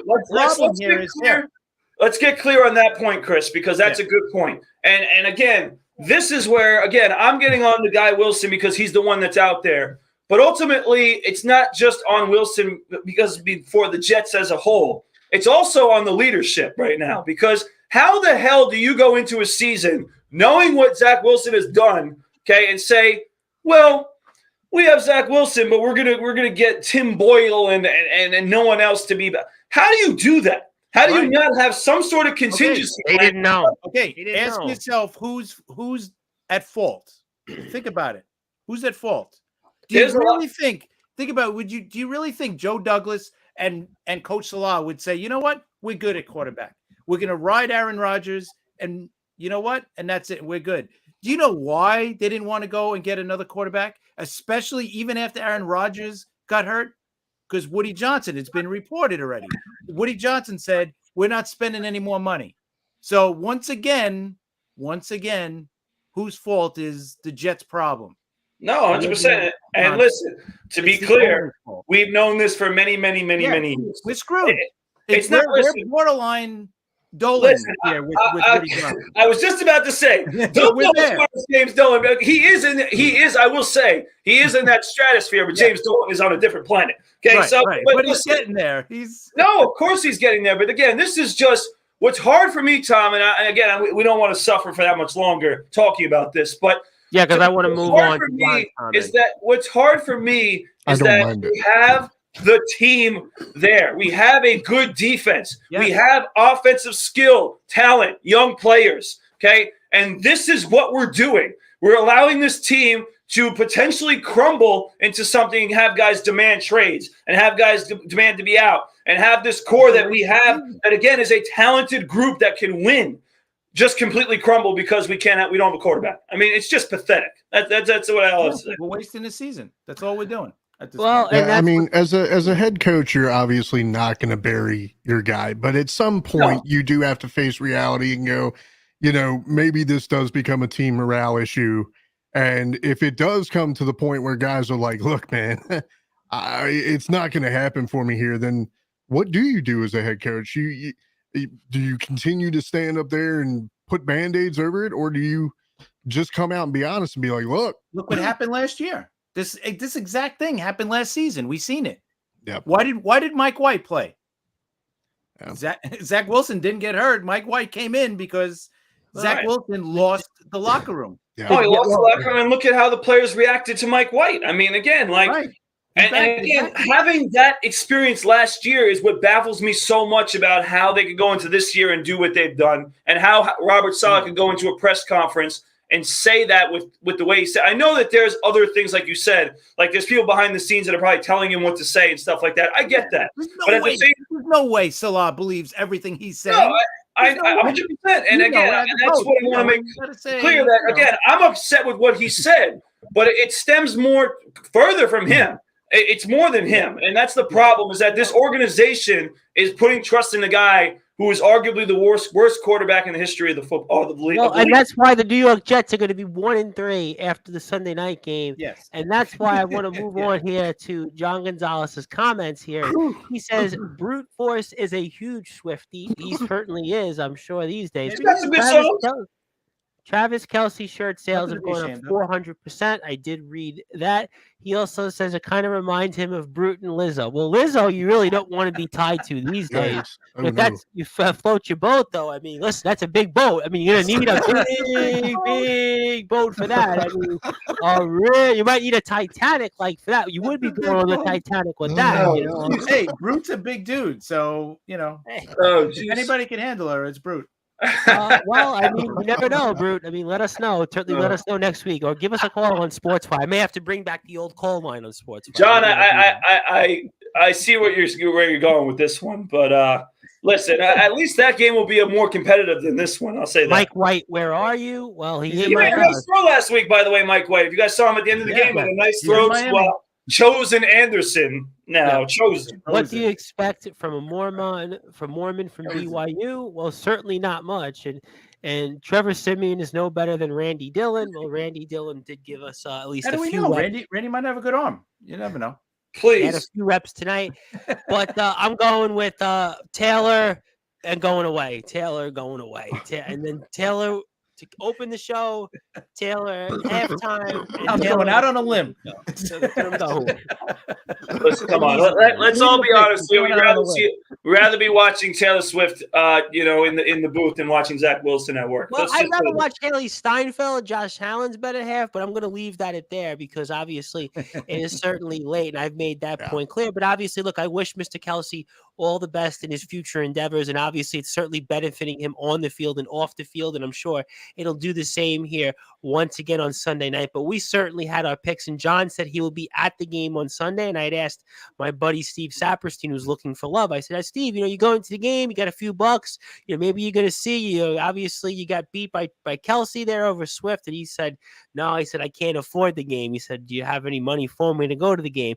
I said, yes, I have money for you to go to the game, but I'm not going to the game, so neither are you. So I wish you luck. You can talk about it while we're watching Taylor, Travis, and Pat do their thing on Sunday night national TV. But we did our thing tonight on Sportswire Radio, and let us know what you think in our picks and your picks as well, and we'll compare and contrast, and we'll talk about it next Friday on the show. And the Brute Force Brad Weiss, hopefully we'll have some more upset specials. We'll be joined by John Gonzalez earlier in the show, and we'll have some of the guys back with us here to talk about it and some. But we're going to closing thoughts here. And the Baltimore Kid, I'm going with you, so I turn it over to you. Obviously, Be More Talkative show enjoyed you and our buddy Mr. James Taylor. I'm looking forward to another show coming up here Monday on the link below, and we'll talk about that and some. So I turned it over to you now with some closing thoughts, and anything else you want to plug, share, or say, fire away.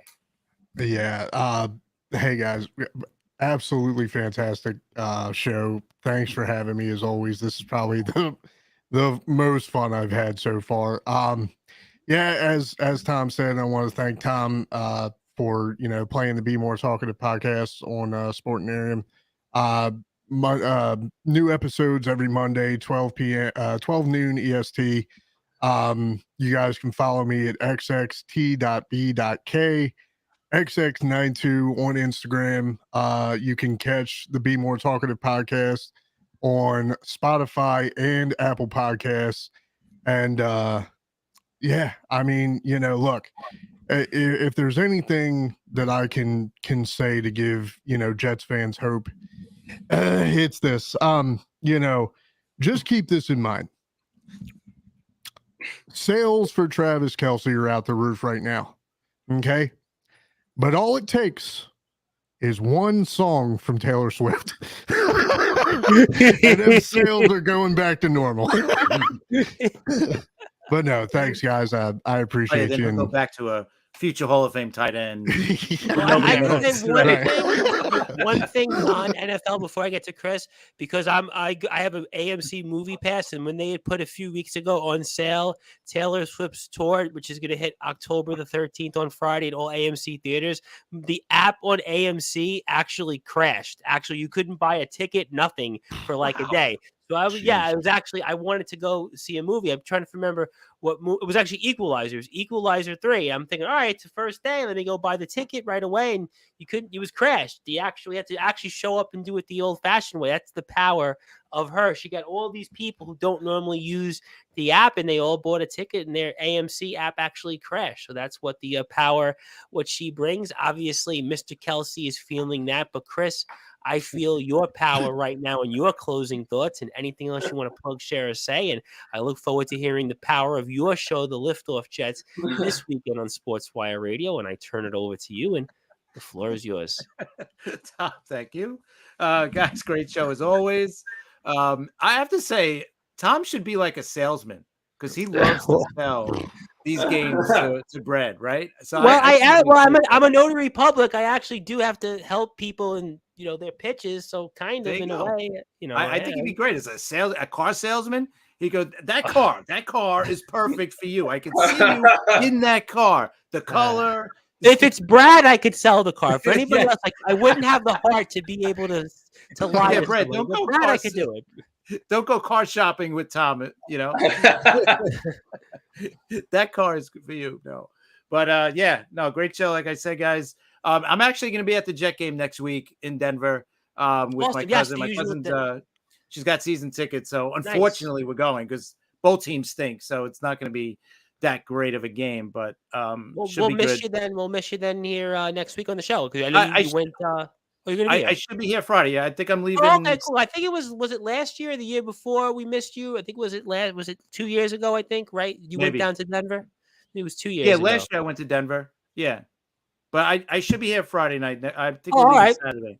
Oh, cool. Sounds good to me. Yeah, definitely join the conversation, and hopefully Brad will be rattled by you being on. Yeah, right. Monday on the Talking Rivals, we're going to wrap up the season, preview the playoffs. We'll wrap up the Yankees, Red Sox, probably give our MVP stuff, Cy Young Awards, all that crap. And, of course, Liftoff, we're going to get into, the Jets probably blowout loss against Kansas City, and we'll preview the season, the schedule next week as well. So, you know where to find us at Talking Rivals, at Liftoff, myself at CP7NY. And we'll see you guys next week. Yeah, I enjoyed the show that you and Patrick had. I've obviously played it a few times over the past couple of days, and I'll be very curious what you say on the end of the baseball season. Obviously, Miguel Cabrera, Terry Francona's retirements, they're ironically playing each other. I'm sure you'll talk about that. What's the future of Adam Wainwright, Zach Greinke? Those are some bonus reports for the regular season. Obviously, I'm sure you guys will get into some other stuff. Will Greinke come back to get his 3,000th K, right? He's like 20 away or something. I forgot what. Yeah, you guys spoke about that a few weeks ago. And then you guys were speaking about, I think, Wainwright a few weeks back about him, but he got the 200th win. So I would imagine Wainwright probably he should be done after this season. And really, Greinke should be done also. But again, the 3,000 strikeouts, he might come back. But I look forward to all that great stuff. Thank you for the kind words on the shows, and I look forward to coming on to maybe some of the guys' podcast here when November comes in, when I get closer to the 5-year anniversary of Sportswire, when I grace all of the podcasts. Have an open invitation. Yes, well, I'm going to be gracing. We have like 15 podcasts, so I actually want to grace all of them, all 15 of the shows on the link below. So we'll see. That'll be an interesting experience, but that'll be for a different place at a different time. We didn't certainly save the best for last. We saved the biggest for last. That is the brute force Bradley Weiss, who I'm sure is going to have a few closing thoughts here before we say sayonara for the evening. Bradley Weiss, I turn it over to you. I'm sure you'll have a thought or two. So the floor is yours. You know the drill. Yeah, thank you, Tom, for another great week of the show. Thank you, Chris, TBK, Randy Dillon, Rob Maraska, of course, who was on earlier today. So thank you, guys. Really fun show today for sure. You can follow me on Instagram at bweiss20 and at Coach Brad Weiss. You can follow me on Twitter or X at BradWeiss20 and searching Facebook Bradley Weiss. So the first thing I wanted to say, just to finish off my disgrace about the Jets, I actually put up a poll today for how many interceptions Zach Wilson would throw this week on my Instagram, and the leading vote was for 2, at least 2. So I think that's pretty good. Some people did 3 or more, some people did 1, but most people said 2. So I actually thought 2 myself. So I'm going to be confident in that. And I guess I'll take Justin's spot this week in locks for the week, and I'll say I'll lock 2 interceptions from Zach Wilson. Okay, I'll lock that the Kansas City Chiefs will cover that damn spread against the Jets. Okay, and I guess I'll also unfortunately lock that the Pittsburgh Steelers are going to win this week. So I'll do that just for you, Tom. Don't jinx him, though. Don't jinx him, Bradley. I'm trying to jinx him. That's the point. But anyway. Anyway, let's talk about winning teams here real quick, teams that deserve recognition, and that's the New York Liberty, ladies and gentlemen. They won again tonight in the semifinals against the Connecticut Sun, took a 2-1 lead in the series of 5. Game 4 is Sunday. If they win, they go to the championship, which will likely be against the Las Vegas Aces, which I am more than excited to hopefully get to one of those games. Maybe Tom Bryce will come down for these games. Now, are you going to get a ticket free from Wade? I'll listen. I'll try to work it out. I'm going to try my best because even though the finals will be a little bit expensive, I think there's a way for us to get it for a relatively good price. And I really be excited. Talk about it off the air. I'd really be excited to go because this is a team that is a championship caliber team that's doing everything right. If we make the finals, we could talk about that. That actually would be certainly exciting to watch. And Anthony Finkel will be probably in Brooklyn by then. So maybe we could do that. Yeah, let's talk about that. Yeah. No, we'll definitely see. So excited for that. Excited for Level Up LI season. We're starting up this year. This is the 7th year of Level Up. This is my 4th with Level Up. So you can follow us at Level Up _LI. Already starting practice. We're actually going to be not this weekend, but the following weekend in Queens and Brooklyn for a tournament. Oh, okay. So I am excited for that. As I should be excited, by the way, Tom, that the SJLI schedule is out. And I'm excited to see. I saw a few key dates already. They're playing Hofstra and Stony Brook in exhibition games early in the season, which will be fun. John Jay. And what's funny about that matchup, Tom Bryce, is that day they play at St. Joe's against John Jay. That is the same day that James DeSimone is at CCNY. Yeah. So we might have to do a full day matinee that day, Tom Bryce. You might have I can go to the CCNY game. For me to go all the way down to SJLY. It would have been nice if it was at John Jay. That would have been good. It would have been. That would have been for we could actually walked if you really wanted some exercise. We could have walked from John Jay to CCNY. I might have to do the full door day matinee. We'll see, but I definitely want to make it out to St. Joe's. Their first conference game is against Farmingdale at home. That'll be a great game to attend. December 6th, right? I believe so. They play Lehman the first home game of the year, which will be exciting.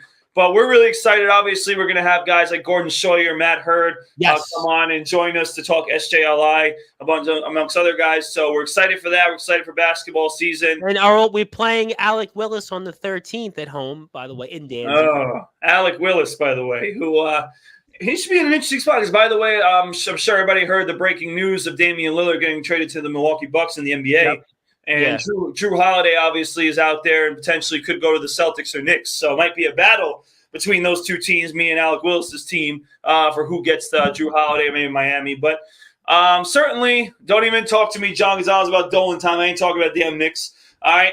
But I'm selling Herrick season. Now, they didn't even have a coach yet. But anyway, all exciting stuff. Starting looking forward to what the Liberty are going to do. I'm not looking forward to seeing the Jets. I guess I'm more excited to see Taylor Swift, to be honest with you. But certainly, I'm excited for what's to come here for the show. Excited for St. Joe's. Excited for the Liberty. Excited for the Mets season to be over this week. Very excited for that. So certainly, thank you guys for another great week of the show. Looking forward to a good one next week as well. Absolutely. I know we play Yeshiva as well, and I was looking on the schedule, and I thought we would have played them twice, but I don't see that we're going to Max Stern unless there's a scheduling nook there. I'm sure you saw the same thing that I did, but obviously the season is coming here for St. Joe's, and that's going to be starting on November the 6th, technically against Hofstra, but that's really an exhibition game. The season starts that Wednesday right after at York, and York will be a very interesting program. I think interesting matchups of note. Lehman at home, like you said, on the 14th. We'll also play Stevens. That's I think a conference tournament, right? The 25th to 29th. St. Elizabeth's right around Thanksgiving weekend. Farmingdale, always an interesting matchup on the 6th. Sarah Lawrence, the 9th. That's an afternoon game. John Jay, that's going to be an interesting game for us, Brad, to talk about. Old Westbury January 2nd. We're going to have Maritime. That's always a tough matchup. Obviously, Brooklyn will have them in Fort Greene, but also for us in Danzy, Merchant Marine. So conference schedule really picks up again right after New Year. So we'll definitely talk about that with Gordon. I'm sure Matt would like to come on, and Gordon and his podcast with Ryan. I noticed they've been kind of quiet the last few weeks with their podcast. So hopefully they pick things up. We wish the guys well, Coach Uhl and everybody else. And I'm looking forward to starting college basketball tomorrow with Mr. McLean. And then our old buddy John Perez, we're going to be with us on Monday. So I'll definitely getting into college basketball. So I'm excited about all of that stuff. And congratulations to the Liberty so far. We'll see if we make it out there to Brooklyn. But I want to thank everybody here that is tuned in.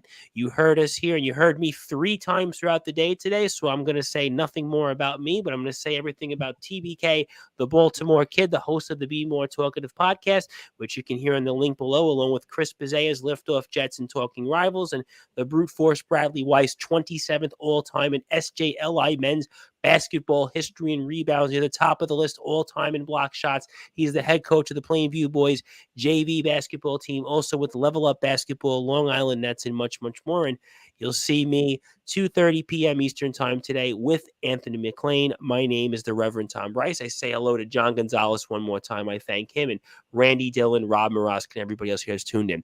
Enjoy your weekend, everybody. Be safe out there. Until then, good morning, good afternoon, good evening, wherever you are on the #1 global radio station that is Sportswire Radio.